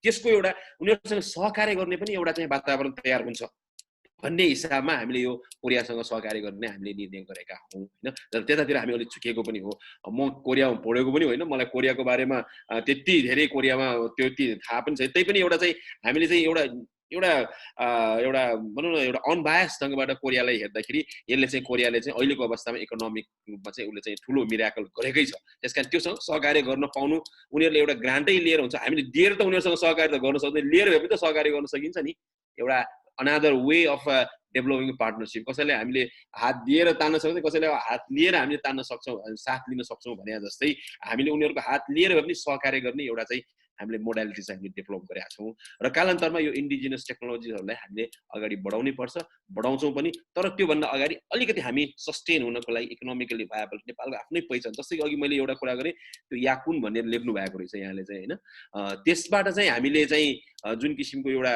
गाउँमा भुइँ एप्पल हुन्छ त्यसको होइन त्यसबाट चाहिँ हामीले कुनै किसिमको एउटा प्रोसेस गरेर प्रडक्ट बनाउन सक्यो भने धेरै राम्रो हुन्छ अहिले हामी गाउँमा चाहिँ यो हर्बल प्रडक्ट्सहरूबाट चाहिँ हामीले कस्मेटिक प्रडक्ट भने कोरियाको एकदम ठुलो मार्केट भनेको यिनीहरूको चाहिँ ब्रान्डिङ भनेको यो कस्मेटिक प्रडक्ट्स हो यिनीहरूको कोरियाको cosmetic product Japan Europe America सबैतिर यिनीहरूको बिक्री भइरहेको छ उनीहरूको एउटा आफ्नो एउटा चेन बनिसकेको छ त्यो चेन बनेको अवस्थामा यहाँले हेर्नुभयो भनेदेखि हाम्रा कस्मेटिक हाम्रा गाउँघरमा काम गरिएका महिलाहरूले काम गरिएका हर्बल टेक्नोलोजीहरूलाई चाहिँ हर्बल चिजलाई चाहिँ भनौँ न अब सँगैको बजारले बेच्नु भने उनीहरूको इन्टरनेसनल ग्लोबल मार्केटसँग लिङ्क गर्न सक्यो भनेदेखि त्यसको चाहिँ भनौँ न बजारको सुनिश्चितता र त्यसको बजारबाट प्राप्त हुने उपलब्धिहरू धेरै मात्रामा बढ्न सक्छ भन्ने हिसाबमा चाहिँ हामीले अहिले कस्मेटिकमा अलिकति हात हालेका छौँ होइन ताकि त्यो कस्मेटिकबाट चाहिँ उनीहरूले चाहिँ अलिकति सहकारी गर्छ हाम्रो महावीर पुरुषलाई म अलिक छोटो छु उहाँले टिमलाई चाहिँ र अर्को अघि उहाँले चाहिँ स्मृति नानीले भन्नुभएको कुरामा चाहिँ म कहाँनिर सहमत छु भन्दाखेरि हो हामीले हेल्थमा हामी काम गर्यौँ इनर्जीमा काम गर्न सक्छ हामीसँग शङ्काहरू छन् र एग्रिकल्चरमा नभए तापनि हामीले चाहिँ विभिन्न शङ्काहरू जस्तै कि इन्जिनियरिङले पनि एग्रिकल्चरमा काम गरेको अवस्था छ साइन्सका बायोटेक्नोलोजी पनि एग्रिकल्चरमा काम गरेको अवस्था छ त्यसरी हेल्थमा पनि फुड भ्याल्यु फुड सेक्युरिटीलाई एग्रिकल्चर तर एग्रिकल्चर एज सच नै हामीसँग अहिले चाहिँ शङ्का चाहिँ छैन र त्यसलाई पनि बिस्तारै यसैबाट चाहिँ हामी उत्प्रेरित भएर चाहिँ एग्रिकल्चर कृषि संकाय पनि हामी स्थापना गर्ने भन्ने काठमाडौँ विश्वविद्यालयको निकट भविष्यमै त्यसलाई चाहिँ हाम्रो कार्ययोजनामा हाम्रो छ त्यसकारण त्यसमा पनि सबैको आज जति कृषिसँग सम्बन्धित विज्ञहरू हुन्छ उहाँहरूलाई पनि हामी एउटा यही प्लेटफर्मलाई युज गरेर हामी एउटा आह्वान के गर्न चाहन्छौँ भने अबको दिनमा चाहिँ हामी कृषि भनेको कुरा खालि यो धान गहुँ मकै रोप्ने टाइपको कृषिको अध्ययन गर्ने होइन कि यसलाई चाहिँ एउटा उद्यमशीलतासँग आधारित अर्थात् नवप्रवर्तनमा आधारित कृषिमा हामी जोड दिएर त्यस्ता किसिमका कृषि भनौँ न वैज्ञानिकहरू र कृषिका ग्रेजुएट्सहरू निकालौँ जसले कि एउटा चाहिँ अन्तर्राष्ट्रिय नवप्रवर्तनको बजारमा नै आफूलाई स्थापित गर्न सक्ने किसिमको यसलाई एउटा तयारीका साथ अगाडि जान सक्यो भने चाहिँ राम्रो हुन्छ र थर्डमा अब म महावीर सरलाई दिन्छु यसपछि उहाँ आइसक्नु भएको छ थर्डमा चाहिँ जुन यो हाम्रो अविनाश झा भाइले सोध्नुभएको प्रश्नको कुरामा छ हामीले अब एजुकेसन सेक्टरमा किन नजाने त भन्ने कुरामा यस हामी एजुकेसनमा जान्छौँ पनि गइ पनि रहेछौँ स्पेसली हाम्रो काठमाडौँ विश्वविद्यालय अब तपाईँ पनि काठमाडौँ विश्वविद्यालयकै विद्यार्थी हुनुहुँदो रहेछ थाहा पनि छ हामी अहिले स्टेम एजुकेसन भनेर एउटा इनोभेटिभ टाइप अफ एजुकेसन हो यो साइन्स त्यसपछि गएर यो टिचिङ इन्जिनियरिङ आर्ट्स म्यानेजमेन्ट के गरेर म्याथमेटिक्स राखेर उहाँले अहिले चाहिँ हाई स्कुल लोएस्ट क्लासदेखि स्कुलदेखि लिएर हामीले आउटरिच सेन्टर जहाँ छौँ त्यहाँबाट चाहिँ हामीले चाहिँ यो एजुकेसन सेक्टरमा पनि गएका छौँ र स्पेसली अहिले यो हामीले चाहिँ यो एजुकेसन यो सबै चिजहरू राख्न पनि सजिलो त छ तर हामीले चाहिँ यो के भन्दाखेरि अलिकति बाह्य सरकारसँगको सहकार्य गर्नको लागि नेपाल सरकारले पनि यो कृषि ऊर्जा र स्वास्थ्य भनेको यो तीनटा सेक्टर चाहिँ नेपालमा सहकार्य विदेशी निकायसँग सहकार्य गर्नको लागि एउटा द्वारको रूपमा चाहिँ एउटा फरेन यो कोअपरेसन के फ्रेमवर्क र स्ट्राटेजी बनाएको छ त्यो स्ट्राटेजीभित्र बसेर पनि हामीले सहयोग र त्यसको चाहिँ परिचालन गर्नुपर्ने भएकोले र उनीहरूको पनि प्रायोरिटी नेपालमा चाहिँ कृषिमा गर्ने र यो हुन त एजुकेसन सेक्टर पनि हो तर लोवर एजुकेसन सेक्टरमा डाइरेक्टली चाहिँ अब भनौँ न विदेशीसँग चाहिँ काम गर्न चाहिँ हामी त्यति सहुलियत चाहिँ छैन र यी कुरा कृषि भयो ऊर्जा भयो स्वास्थ्य क्षेत्रमा चाहिँ सहकार्य गर्नलाई चाहिँ यो द्वार चाहिँ खुला भएकोले चाहिँ त्यसलाई सदुपयोग गरेर हामीले चाहिँ कुनै न कुनै ठाउँबाट सहकार्य गर्ने भन्ने स्टार्ट चाहिँ गरे हो र बाँकी कालान्तरमा अन्य इकाइहरू अन्य विधाहरूलाई पनि हामीले चाहिँ यसबाट अगाडि लान चाहिँ सक्छौँ र एनटिआइसी चाहिँ अघि भने जस्तै कृषि ऊर्जा र यो हेल्थ सेक्टर भनेको यो सुरुवाती बिन्दु मात्रै हो यो प्रस्थान बिन्दु हो गन्तव्य योभन्दा अझ बृहत हुन सक्छ आइटीका कुराहरू आउन सक्छन् हैन अब नेपालमा अब विश्व ग्लोबल मार्केटमा कोरियाले आइटीसँग कोल्याबोरेसन गर्ने हो भने नेपालसँग गर्ने कि सिङ्गापुरसँग गर्ने भन्दाखेरि डेफिनेटली उसको चोइसमा सिङ्गापुर पर्छ हामीसँग उसको पनि एउटा एक किसिमको यहाँको जनशक्ति र यहाँको रिसोर्समा चाहिँ पुनरुत्थान भएर यहाँसँग सहकार्य गर्ने लङ टर्ममा वातावरण बनोस् भन्ने किसिमको उसको पनि इच्छा हुन्छ त्यसको लागि कृषि ऊर्जा र स्वास्थ्य चाहिँ अहिलेकोले उपयुक्त होला तर कालान्तरमा हामी आइटी सेक्टरमा पनि अगाडि बढ्यो भने त्यहाँ पनि सहकार्य गर्ने वातावरण चाहिँ डेफिनेटली बन्छ होला त्यसकारण शिक्षामा हामी जान्न नखोजेको होइन डेफिनेटली जान्छौँ र तर चाहिँ अहिलेको लागि चाहिँ यो प्रस्थान मात्र स्टार्ट नै हामीले चाहिँ 2018बाट भर्खर सेप्टेम्बर 14मा यसको जग हालेका छौँ हैन यसमा हामीले एउटा संरचनात्मक ढङ्गबाट र स्ट्रक्चर वेबाट हामी यो प्रोग्राम अगाडि बढाउँछौँ र यसमा चाहिँ अघि भने जस्तै हाइब्रिड ढङ्गबाट कहाँ कसरी हुन्छ नवप्रवर्तनका अवयवहरूलाई चाहिँ घुसाउँदै मिलाउँदै अगाडि बढ्दै पूर्ण रूपमा नभए पनि हाइब्रिड सिस्टमबाट र हामी फेरि विश्वविद्यालयको संरचनाभित्र बसेपछि हामीले धेरै स्वतन्त्रताको हामीले सहुलियत पनि छैन किनभने हामी पनि एउटा सिस्टमभित्र बसेर काम गर्नुपर्ने भएकोले गर्दाखेरि भोलि गएर हामीले त्यहाँ काम गऱ्यो फेरि अर्को किसिमको बजारमा हाम्रो अर्कै किसिमको त्यो हुने परिस्थितिबाट वञ्चित हुनको लागि हामीले सतर्कका साथ र एउटा मिश्रित ढङ्गबाट हैन संरचना प्लस इनोभेसनलाई साथसाथ लिएर जानलाई यो तीनटा सेक्टर हाम्रो प्रस्थान बिन्दु मात्र हो गन्तव्य चाहिँ हामी सहकार्यबाट नै हामी टुङ्गलाउँछौँ हस् धन्यवाद सर हामीसँग महावीर सर पनि आइसक्नु भएको छ त्यही भएर अब हाम्रो केही प्रश्न छ भने चाहिँ कृपया तपाईहरुले सोध्न सक्नुहुनेछ कृपया ह्यान्ड रेज अप्सन युज गर्नु होला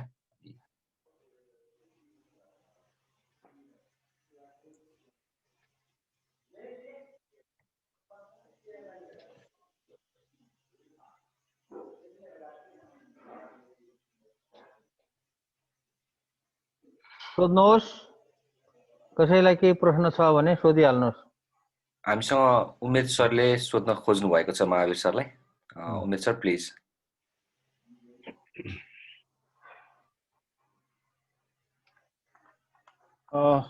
नमस्कार महावीरजी खुसी लाग्यो तपाईको शेयरिङमा तर तपाईले एकदमै महत्त्वपूर्ण कुरा गर्नुभयो के अघि एउटा कुरा चाहिँ तपाईको रिसर्च एन्ड इनोभेसनको लागि पोलिसी नै नहुनु सरकारसँग प्लानै नहुनु अर्को कुरा चाहिँ सोसाइटीमा चाहिँ कल्चरै नहुनु भनौँ न out of the box thinking गर्ने भनौँ न इन्टरप्राइजिङ हुने अथवा इनोभेटिभ हुने खालको त्यो कल्चरै नहुनु यो दुईटैमा चाहिँ यहाँले धेरै अगाडि बढिसक्नु भएको छ र बारम्बार यहाँले सरकारलाई यो चिजमा रिक्वेस्ट गर्दा पनि सरकारबाट कुनै किसिमका क्रियाकलाप नहुनु भनेको चाहिँ केही न केही समस्या होला त्यो चिजमा चाहिँ तपाईले ठिकै नै अब दुईटा एउटा सोसाइटल लेभलमा चाहिँ कल्चरली चाहिँ हामीले कसरी त्यसलाई स्ट्रेङ्थेन गर्न सकिन्छ भन्ने कुरा अर्कोतिर चाहिँ पोलिसीमा चाहिँ सरकारलाई कसरी यो पोलिसी चाहिँ गर्नै पर्छ यसो जानै पर्छ भनेर एक किसिमको ठाउँमा चाहिँ बसेर यो विषयका एक्सपर्टहरूलाई किनभने पब्लिक पोलिसीका एक्सपर्टहरू पनि छन् नेपालमा अहिले उहाँहरूले पनि त्यो बसेर त्यसलाई चाहिँ एक किसिमले पार्लियामेन्टमै अब साइन्स एन्ड टेक्नोलोजी कमिटीबाट थ्रु गर्ने हो कि कोसँग गर्ने हो यसलाई चाहिँ के छ तपाईँले चाहिँ तपाईँलाई चाहिँ हर्डल कहाँ भएको र के कतातिर हो बाटो चाहिँ जानुपर्ने र अथवा कहाँ हो तपाईँलाई ठ्याक्कै समस्या भएको पनि यसो सेयर गरिदिनुहोस् न धन्यवाद ल अब यस्तो कुरा हो हर्डल चाहिँ अब के भन्ने म आफू पनि हर्डल हो अब नराडिकन भन्दाखेरि किनभने म चाहिँ कसैलाई यो चाकरी गर्ने कसैलाई चाहिँ जी हजुरी गर्नु चाहिँ म चाहन्न अब यसमा यो जुन छ कल्चरली नभएको कुराहरू अब अथवा यो चाहिँ अब पोलिटिकल्ली पनि नभएको कुराहरू कल्चरली चाहिँ नभएको हुनाले पोलिटिकल्ली यसमा चाहिँ यो पोलिटिकल लिडरहरूको इन्भल्भमेन्ट नभएको जस्तो अहिलेको प्रधानमन्त्रीहरू अहिलेको भनौँ न हाम्रो मन्त्रीहरू अहिलेको मात्र होइन योभन्दा अघिल्लो त्योभन्दा अघिल्लो जति पनि प्रधानमन्त्री र मन्त्रीहरू भए उनीहरू चाहिँ हाम्रो यही सोसाइटीबाट गएको हो यही सोसाइटीले उनीहरूलाई चुनेर माथि पठाएको हो र यो सोसाइटीमा बस्दाखेरि उनीहरूको दिमागमा यो research and innovation is so important भन्ने कुरा कहिले पनि छिरेन त्यस कारणले यो कल्चरली चाहिँ यो ऊ नभएको हुनाले के अरे यो के अरे कल्चर नभएको हुनाले चाहिँ यो उनीहरूमा नभएको हो अब यो नभएको कुरालाई कसरी जबरजस्ती गरेर हुँदैन गाली गरेर पनि हुँदैन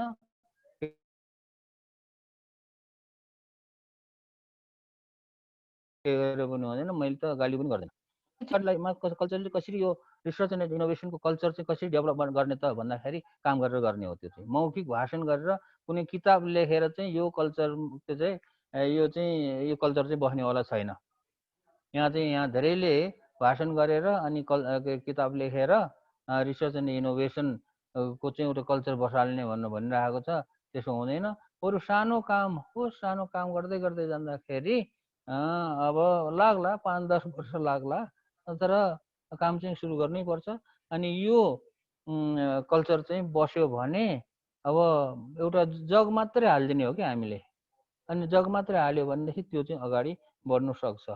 अब त्यही भएर यो अब पोलिटिकल्ली पनि अब यो नेताहरूलाई यो कुरामा कन्भिन्स गराउनको लागि अब यो गाह्रो छ, किनभने बुझ्दैन। किन बुझ्दैन भन्दाखेरि उनीहरूको दिमागमा छैन। दिमागमा किन छैन भन्दाखेरि त्यो कल्चरमा हुर्किएन। त्यस कारणले यो कुरालाई चाहिँ हामीले के त भन्दाखेरि बिस्तारै के कसरी गर्नुपर्ने हो, के अरे अगाडि बढाउनु पर्ने हो, त्यो चाहिँ गर्नुपर्छ। तर काम गरेर, जे गरे पनि सानो काम गरेर देखाउँ। जस्तो अहिले राष्ट्रिय आविष्कार केन्द्रले जे गर्नु पर्यो क्या, एट्र्याक्सन हुने किसिमको काम गरेर किसिमको कल्चर चाहिँ बसाल्नु पर्यो। अनि काम हुँदै गयो भने अब के अरे पोलिटिकल्ली नेताहरूले पनि हो हुने रहेछ कि क्या हो भनेर उनीहरूको दिमागमा छिराउनु पर्यो नि। नेताहरूको दिमागमा पनि छिराउनु पर्यो। नेताहरूलाई पनि छिराउनलाई त उनीहरू पनि त मान्छे हो। अब छिराउनको लागि त उनीहरूलाई पनि केही काम गरेर देखाउनु पर्यो। जस्तो अहिले राष्ट्रिय आविष्कार केन्द्रमा हामीले जो कामहरू गरेर देखाइरहेको छौँ, यो कोरोनामा भनौँ न, अहिले 10-15 किसिम 10-12 किसिमका सामानहरू बनाएर देखाउँदाखेरि ओहो गर्न पो सकिने रहेछ अरे भन्ने त अलिअलि त पर्यो नि। ठुलो भनौँ न कुरा नगरेको भए पनि अलिअलि चाहिँ यो दिमागमा चाहिँ छिर्यो। त्यस कारणले यसरी चाहिँ अगाडि बढ्नुपर्छ भन्ने मेरो चाहिँ मान्यता हो। धन्यवाद बाबुजी। छोटो मैले यसमा फलोअप एउटा चाहिँ के हो भने, यसमा चाहिँ तपाईँले त यसलाई फोर फ्रन्टमा गएर तपाईँले प्रडक्ट नै उत्पादन गर्नुभएको छ, यो पेन्डेमिकमा ठुलो सहयोग गर्नुभएको छ। यसमा चाहिँ भनौँ न एक किसिमको जस्तो यसमा चाहिँ बेसिकली पोलिसी म्यानेजमेन्टका विद्यार्थीहरूले अर्गनाइज गरेको कार्यक्रम भएको हुनाले गर्दाखेरि एक किसिमको वान डे वर्कसप गरेर सरकारलाई पनि ल्याउने, प्राइभेट सेक्टरलाई पनि लिएर, पोलिसी म्यानेजर्सहरूलाई पनि लिएर आएर डिस्कसन गरेर यो रिसर्च एन्ड इनोभेसनको पोलिसी फ्रेमिङ आउट गर्दाखेरि त्योले केही फाइदा त मेरो छैन होइन, साँच्चै ननाटिकन भन्नुपर्दा। किनभने मैले वर्कसप गर्ने यताउता गर्नेतिर त्यति लाग्दा पनि लाग्दैन। तर यदि त्यसो गरेर हुन्छ भने ठिकै छ, त्यसो गर्नलाई गरौँ, बसेर डिस्कसन गरौँ। इट्स अ ब्रेनस्टर्मिङ, किनभने ब्रेनस्टर्मिङ गरेर हुँदैन, पटक मिटिङ बस्ने कुनै उपायहरू निस्किन्छ। किनभने जति पनि कामहरू गरिराखेको छौँ, यो मैले यो राष्ट्रिय आविष्कार केन्द्रको मात्र होइन, जति यो पहिला गरेको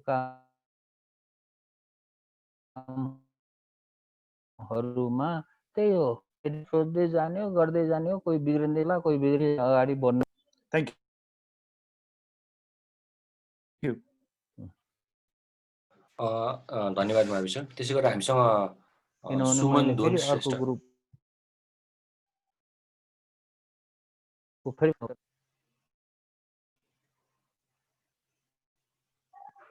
हजुर, थ्याङ्क यू।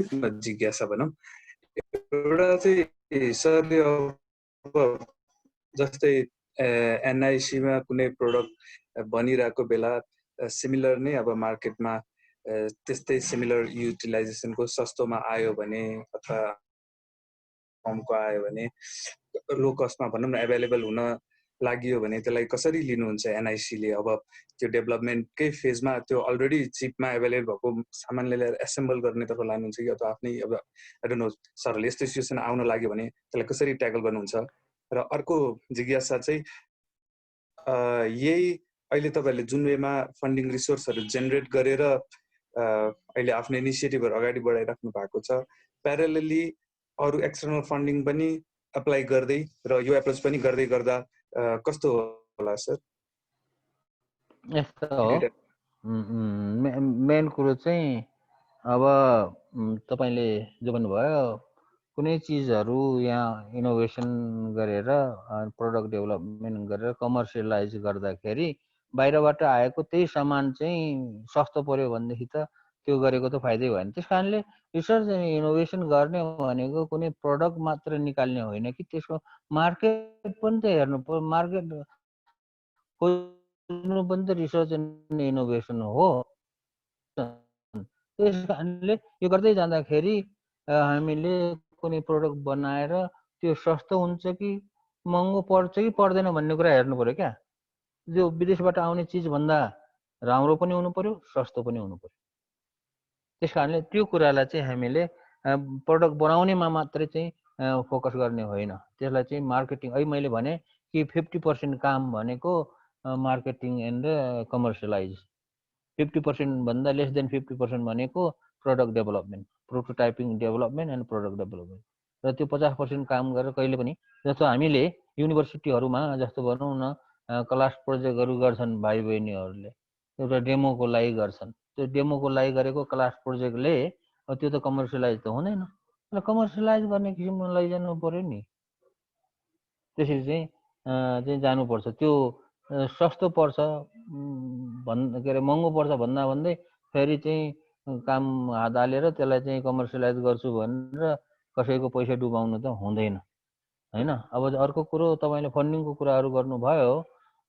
मैले चाहिँ अब नराटिकन भन्नु पर्दाखेरि तपाईँहरूलाई थाहा छ कि छैन, मैले फन्ड रेजिङ भन्ने कहिले पनि गर्दैन। हेर्नुहोस्,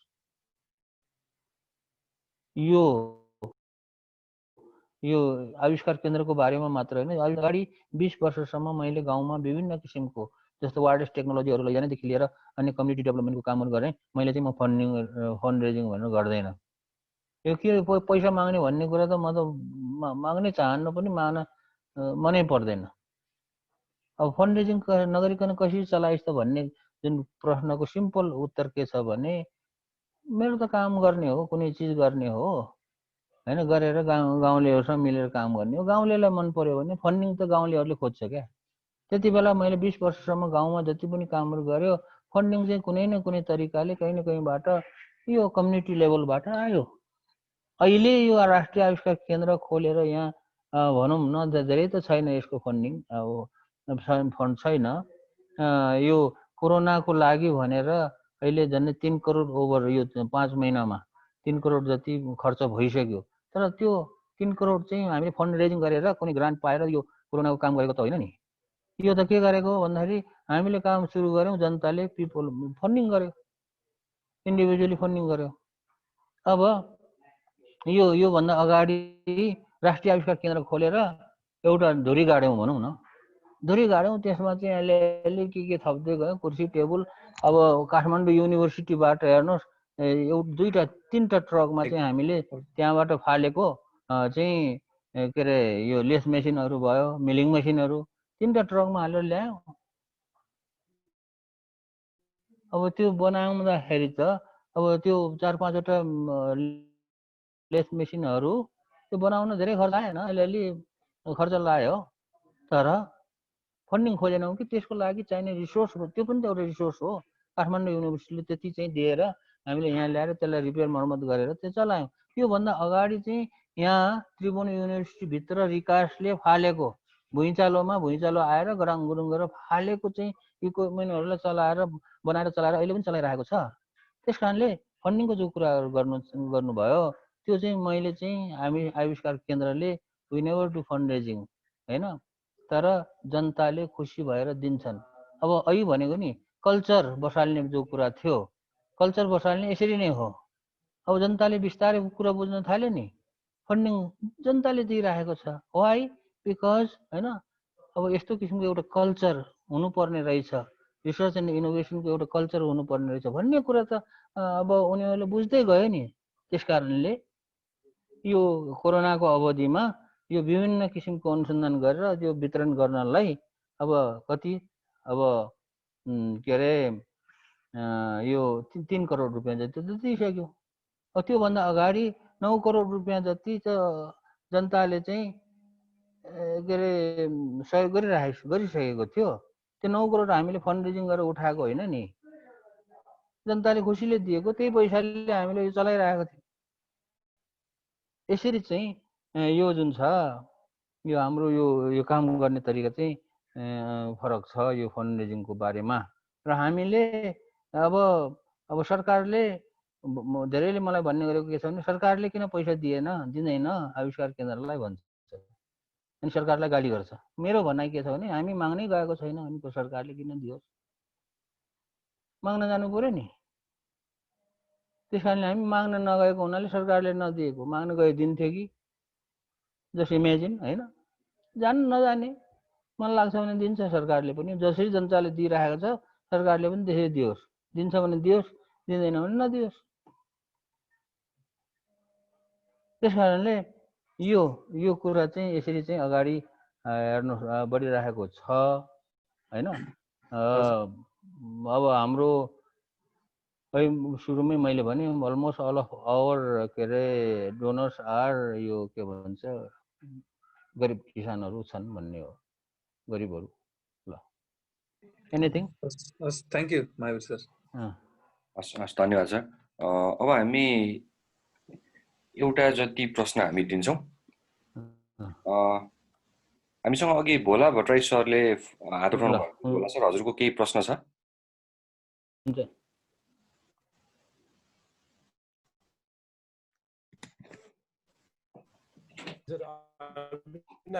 त्यही कुरासँग मेरो क्वेसन रिलेटेड भएर मैले ह्यान्ड लोअर गरेको हो।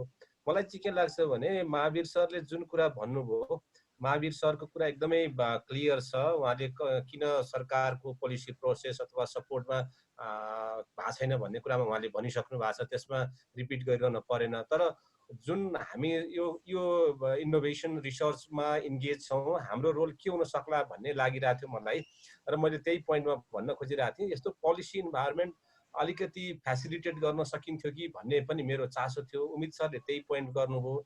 र जस्तो अहिले भनौँ न काठमाडौँ युनिभर्सिटीले पनि यो पोलिसी प्रोसेसमा चाहिँ कसरी कम्युनिटी, खास गरेर डिफ्रेन्ट कम्युनिटिज र गभर्मेन्टको बिचको एक किसिमको ब्रिजिङ गर्न सकिन्छ भने जुन डिस्कोर्स अगाडि बढाइरहेको हुँदाखेरि सायद मलाई लाग्छ आउने दिनमा चाहिँ त्यो प्रोसेसमा चाहिँ अरू एक्टरलाई पनि इन्गेज गरेर गर्दाखेरि चाहिँ यो रिसर्च एन्ड इनोभेसनलाई चाहिँ अरू बल पुर्याउनलाई सपोर्ट हुन्थ्यो कि भन्ने नै थियो। यद्यपि अघि पनि आइसक्यो भएर मैले यतिमै रोकेँ। हस्, थ्याङ्क यू।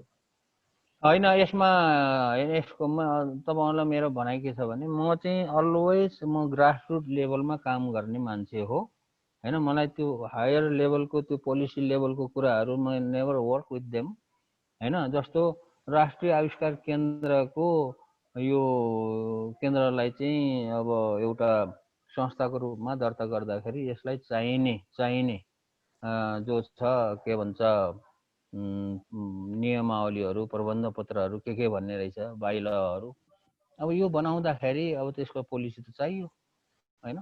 त्यति बेला मैले चाहिँ सरकारलाई चाहिँ गुहारेको, हेर्नुहोस्, सरकारलाई गुहारेर यस्तो यस्तो किसिमको बनाउनु पर्यो भनेपछि त्यति बेलाको 2012मा चाहिँ त्यति बेलाको अर्थ सचिवको चाहिँ एउटा उनले चाहिँ नेतृत्व गरेको एउटा 4 जना सहसचिवहरूको टिमले चाहिँ एउटा कस्तो किसिमको खाका उतार्ने यो राष्ट्रिय आविष्कार केन्द्र, त्यति बेला नाम पनि थाहा थिएन, राष्ट्रिय आविष्कार केन्द्र नाम पनि थाहा थिएन, यस्तो किसिमको यो जुन छ कसरी बनाउने भन्ने कुरा गर्दाखेरि उहाँ 4 वटा सहसचिव र त्यो त्यति बेलाको अर्थ सचिवलाई चाहिँ मैले भनेको क्लियरली भनेको कुरा के हो भने यो कस्तो किसिमको पोलिसी बनाउने, कस्तो किसिमको खाका बनाउने यो मलाई थाहा छैन, तपाईँहरू आफैले बनाउनुहोस् ताकि यसले भोलि चाहिँ एकदमै सहज रूपमा चाहिँ काम गर्न सकोस् र यो सस्टेन पनि होस् होइन। त्यस्तो किसिमको चाहिँ बनाइदिनुहोस् भन्न मैले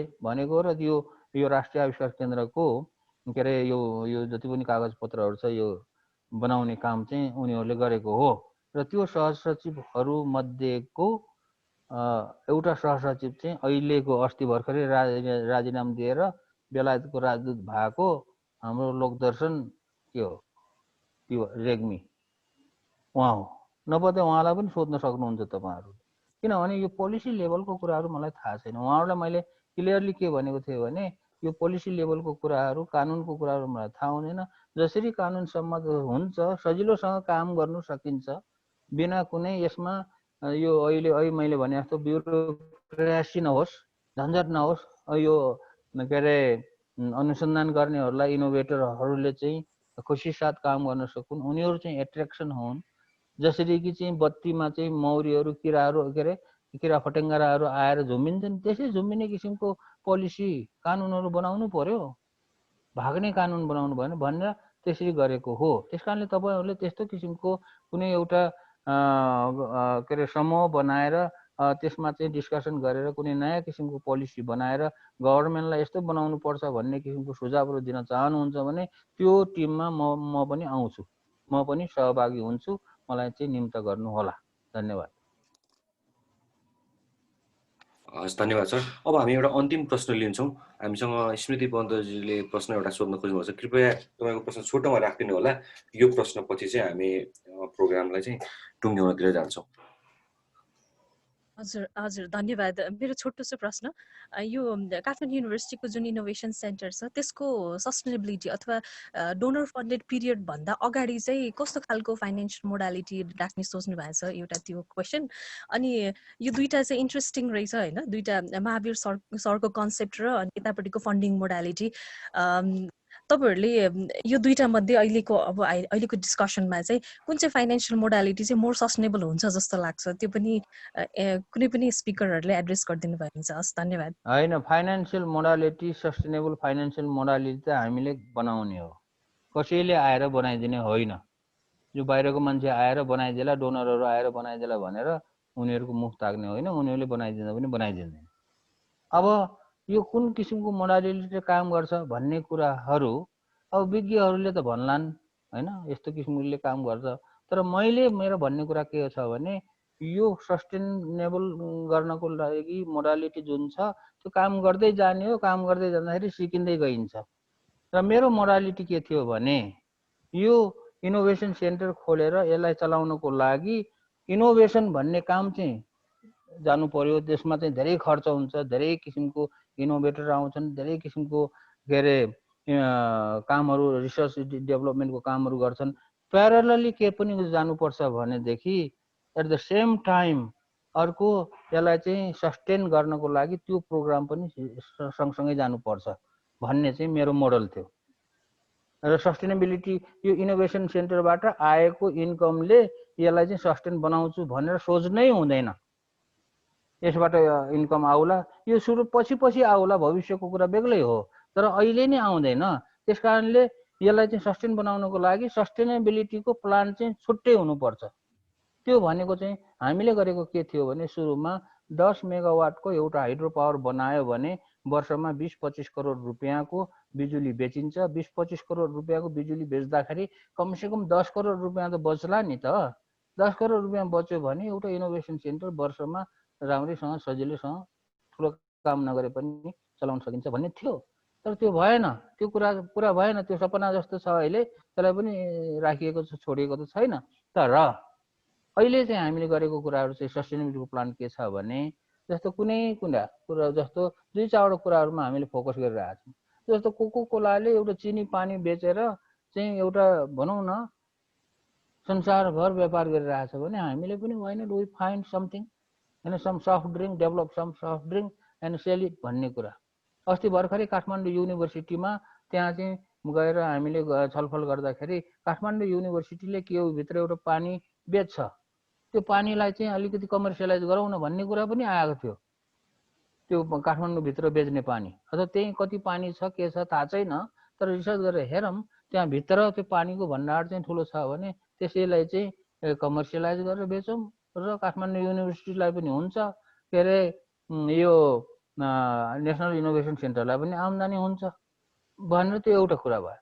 अनि अर्को कुरा जस्तो अहिले हामीले के गरिरहेछौँ, एउटा सफ्टवेयर कम्पनी खोलौँ न भनेर भनिरहेछौँ। अब सफ्टवेयर कम्पनी खोल्ने काममा पनि हामी अगाडि, त्यसबाट केही इन्कम आयो भने सफ्टवेयर कम्पनी भने इनोभेसनको लागि होइन, पैसा कमाउनुको लागि सफ्टवेयर कम्पनी। अब यो त्यो इनोभेसनको पार्ट भएन, त्यसै जाने। अब अर्को कुरो, अब अन्य जे आइडियाहरू आउँछ होइन, त्यो आइडियाहरू चाहिँ हामीले गर्दै जाने। जस्तो अहिले हामीले एउटा सानो फुड ल्याब बनाएको छ। फुड ल्याबमा चाहिँ कुनै किसिमको अब सुप हुन्छ अथवा के हुन्छ, कुनै किसिमको चिज डेभलप गरेर, जस्तो हाम्रो विनोद चौधरीजीले चाहिँ हाम्रो अरबपति हुनुहुन्छ, उहाँले पनि त सुरुमा त वाइ चाउचाउबाट सुरु गरेको हो भन्छ होइन, पछि उहाँहरूको ठुलो विकास भयो, अब ठुल्ठुलो अरू उद्योगहरू गर्नुभयो। त्यस कारण कुनै एउटा फुड टेक्नोलोजीको एउटा कुनै चिज फुडमा रिसर्च गरेर कुनै चिज बनाएर त्यसलाई कमर्सियलाइज गरौँ र गरेर त्यसबाट इन्कम निकालेर यसलाई सस्टेन गरेर इनोभेसनपट्टिको काम गरौँ भन्ने किसिमको मोडलमा चाहिँ हामी चाहिँ अगाडि बढिरहेको छ। हामीले चाहिँ विदेशी डोनरलाई त हेर्दा पनि हेरेको छैन।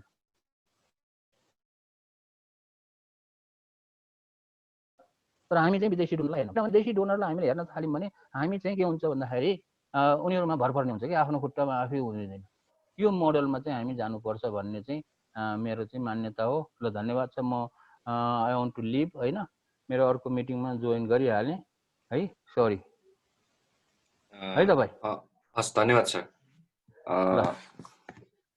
मैले स्मृतिको केही भन्नुपर्ने हो अलिकति, त्यसमा स्मृति पन्तजीकोमा उहाँले जुन सस्टेनेबिलिटीको कुरा गर्नुभएको थियो होइन, म छोटकरीमा मात्रै गरौँ, यसमा अघि महावीर सरले जुन भनिसक्नुभयो यो इनोभेसनबाट गरेर इनोभेसनबाट प्रडक्ट डेभलप मार्केटसँग त लिङ्क हुन्छ, तर इनोभेसनको प्रोग्राम एनटिआइसी नै चलाएर हामीले चाहिँ फाइदा लिन सकिन्छ, त्यसैबाट फाइदा लिन सकिन्छ भन्ने चाहिँ यो चाहिँ छैन। किन भन्दाखेरि स्टार्टअप हुनु अगाडि चाहिँ आउँछन् र धनी भइसकेपछि ऊ त कहाँ जान्छन् होइन। त्यसकारण हामीले हामीले यो प्रश्न बारम्बार हामीलाई सोध्ने गर्छ यो, किन यो डोनर भनेर हामीले यो कोरियासँग हामीले अघि नै भन्यो नि, एउटा उनीहरूसँग एउटा इनोभेसनको वर्ल्डको नम्बर 1 भएकोले गर्दाखेरि हामीसँग एउटा त्यो सहकार्य गर्ने वातावरण बनिएको छ।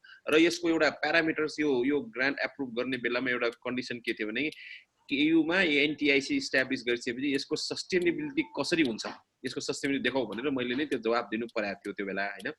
र सस्टेनेबिलिटीलाई हामीले एउटा चाहिँ हामीलाई एउटा चाहिँ सुविधा के छ भन्दाखेरि विश्वविद्यालयको प्राङ्गणभित्र भएकोले गर्दाखेरि त्यहाँ जति पनि सुविधाहरू छन् त्यसलाई चाहिँ हामीले विश्वविद्यालयको जुन मास्टर्स पिएचडी गरेका विद्यार्थीहरूले त्यसलाई सदुपयोग गर्न पाउँछन्। त्यसले पनि एउटा आदान प्रदान गर्ने एउटा थलो चाहिँ बन्छ। र आर्थिक रूपमै कुनै कुरा गर्नु पर्दाखेरि त्यहाँबाट निस्किएका कुराहरू भोलिको दिनमा हामीले कुनै किसिमको प्याटेन्टहरू डेभलप गर्न सक्यौँ र कुनै किसिमको चाहिँ हामीले चाहिँ नयाँ प्रडक्टहरू लन्च गर्न सक्यौँ भनेदेखि त्यहाँबाट पनि हामीले चाहिँ सर्टेन किसिमको इकोनोमिक रूपमा इकोनोमिक फाइनेन्सियल प्लानिङ चाहिँ बिजनेस प्लान चाहिँ हामीले चाहिँ बनाउनु पर्छ।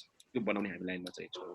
र अहिलेको अवस्थामा चाहिँ ठ्याक्कै भन्नुपर्दाखेरि अहिले एउटा भव्य एउटा बिल्डिङ जहाँ कि हामीले विभिन्न स्टेट अफ आर्टको एउटा ल्याब र एउटा चाहिँ त्यो विभिन्न किसिमको सुविधाहरू सम्पन्न हुने भएकोले गर्दाखेरि त्यसलाई हामीले बढीभन्दा बढी सदुपयोग गर्न सक्यौँ भने पनि त्यहाँबाट हामीले चाहिँ एउटा सस्टेनेबिलिटीको चाहिँ हामी एउटा केही न केही एउटा खाका चाहिँ हामी तयार गर्न सक्छौँ। अहिलेलाई चाहिँ हाम्रो प्लान चाहिँ यही नै छ अहिले। धन्यवाद। धन्यवाद भीम सर। सो फेरि पनि अब हामी खास समयभन्दा लगभग 45 मिनट धेरै अगाडि आइसक्यौँ। यो बेलासम्म पनि हामीसँग धेरैजना हुन्छ, त्यसको लागि सबैलाई धन्यवाद पनि। र अलिकति हामी चाहिँ अलिकति माफी पनि माग्न चाहन्छौँ अलिकति धेरै तपाईँहरूको समय लिइदिएकोमा। अब यति भन्दै यो जुन हामीले यो सुरु गरेँ यो सेसन, यसलाई चाहिँ हामीले यही सेसनमै नराखिकन भोलिको दिनमा यसमा अब फर्दर अलिकति सरले नै अब भीम सरले पनि कति कुरा भन्नुभयो, त्यसमा चाहिँ अब कस्तो फर्दर कोलाबोरेसन हुन्छ त्यसमा अभियसली हामी ध्यान राख्दै अगाडि बढ्नेछौँ। र अबको चाहिँ प्रोग्राम चाहिँ क्लोज गरिदिनको लागि चाहिँ हाम्रो काठमाडौँ युनिभर्सिटी स्कुल अफ म्यानेजमेन्टको masters of public policy and म्यानेजमेन्टको program director sir doctor Purna Nepali सरलाई म आग्रह गर्न चाहन्छु। Purna sir please. Thank you so much सबै सर म्याम स्पिकर्सहरू, डाक्टर महावीर पुन, प्रोफेसर भीम श्रेष्ठ हुनुहुन्छ। उहाँहरूको एकदमै महत्त्वपूर्ण सरल ढङ्गबाट र मेरो एकदम गहकिलो हिसाबमा चाहिँ उहाँहरूको प्रस्तुति भयो होइन। र त्यो प्रस्तुतिबाट आएको एक दुईवटा कुराहरू, इनोभेसन के हो, पोलिसी इनोभेसन्स, टेक्नोलोजिकल इनोभेसन के हो भन्ने कुराहरू, whether it is a formal informal volunteer हुन चाहिँ सक्छ कि कसरी हुन चाहिँ सक्छ भन्ने हिसाबले चाहिँ धेरै महत्त्वपूर्ण विचारहरू आएको चाहिँ छ। यसलाई हामीले फर्दर डिबेट गर्दै डायलग गर्दै होइन क्वेसनिङ गर्दै चाहिँ अगाडि जानुपर्छ भन्ने चाहिँ हो। र काठमाडौँ युनिभर्सिटीले यस्तो इनोभेसनलाई ठाउँ दिनको निम्ति चाहिँ अब यसमा धेरै फर्मल स्ट्रक्चर्सहरू चाहिँ छ, अगाडि पनि धेरै कुराहरू आइसकेको चाहिँ छ। तर फर्मल स्ट्रक्चर भन्दा पनि अलिकति मोर इन्फर्मल स्ट्रक्चर्सबाट पनि कसरी चाहिँ हामी अगाडि जान चाहिँ सक्छौँ भन्ने काठमाडौँ युनिभर्सिटीको भिजन 2030मा अब तपाईँको innovation, equity, policy innovations, global engagements, community इङ्गेजमेन्ट्सको कुराहरू चाहिँ छ। जसले गर्दाखेरि चाहिँ हामीले कम्युनिटीलाई, स्टेटलाई छोडेर चाहिँ हामीले कुनै पनि कुराहरू गऱ्यौँ, टिचिङ, लर्निङ, रिसर्च गऱ्यौँ भने त्यो पुरा हुन सक्दैन भनेर पनि तपाईँको काठमाडौँ युनिभर्सिटीको तपाईँको 6 डिफ्रेन्ट इनिसिएटिभ्सहरू चाहिँ छ। त्यो चाहिँ हाम्रा निम्ति चाहिँ ठुलो चाहिँ आधार हो इनोभेसनका निम्ति। हामी मोर ब्लेन्डेड मोडेलमा चाहिँ हामी गइराखेका चाहिँ देखिन्छौँ होइन।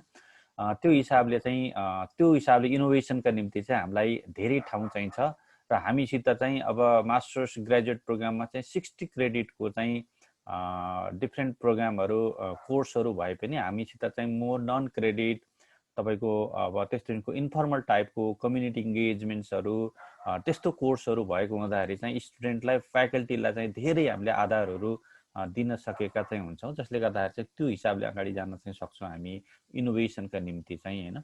र त्यसले गर्दा पोलिसी इनोभेसनको कुराहरू चाहिँ अघि पनि तपाईँको डाक्टर महावीर पुनदेखि लिएर धेरै व्यक्तित्वहरूले आफ्नो कुरा गरिसक्नु भएको चाहिँ छ। र त्यस्तो साइन्टिस्ट जो ल्याबमा बसेर काम गरेको हुन्छ उहाँहरूलाई चाहिँ हामीले वास्तवमा भन्यो भने यस्तो प्रोसिड्युरल कुराहरू एडमिनिस्ट्रेटिभ कुराहरू मा चाहिँ हामीले चाहिँ अल्झायौँ भने हामीले इनोभेसन्सलाई तपाईँको एउटा लजिकल इनमा भन्दा पनि तपाईँको एकदम डाइभर्ट गर्न खोजेको चाहिँ जस्तो देखिन्छ। तर पोलिसी इनोभेसन गर्नको निम्ति त्यसपछि गएर पोलिसी म्यानेजमेन्टको निम्ति चाहिँ काठमाडौँ युनिभर्सिटीले चाहिँ रियलाइज गर्यो master of public policy management अथवा ग्रेजुएट प्रोग्राम पब्लिक म्यानेजमेन्टमा चाहिन्छ भन्ने हिसाबले नै त्यो कुराहरू चाहिँ ल्याएको चाहिँ छ। जसले गर्दाखेरि चाहिँ जस्तो अघि चाहिँ डाक्टर महावीर पुनले अथवा हाम्रो बिम श्रेष्ठले पनि जुन पोलिसी इनोभेसनका निम्ति चाहिँ कसरी अगाडि जाने भन्ने कुराहरूमा चाहिँ त्यस्तो साइन्टिस्टहरूलाई ल्याब बेस्ड डेस्क बेस्ड साइन्टिस्टहरूलाई चाहिँ हामीले धेरै चाहिँ बोलाउनु हुँदैन, त्यो चाहिँ हाम्रो जिम्मेवारी चाहिँ हो। त्यो हिसाबले चाहिँ यो community engagement informal learning and इङ्गेजमेन्टलाई अगाडि लानको निम्ति चाहिँ अब काठमाडौँ युनिभर्सिटी स्कुल अफ म्यानेजमेन्टले अब पोलिसी आउटरिच सेन्टर त्यसपछि पब्लिक पोलिसी ल्याब जसले गर्दा कम्युनिटी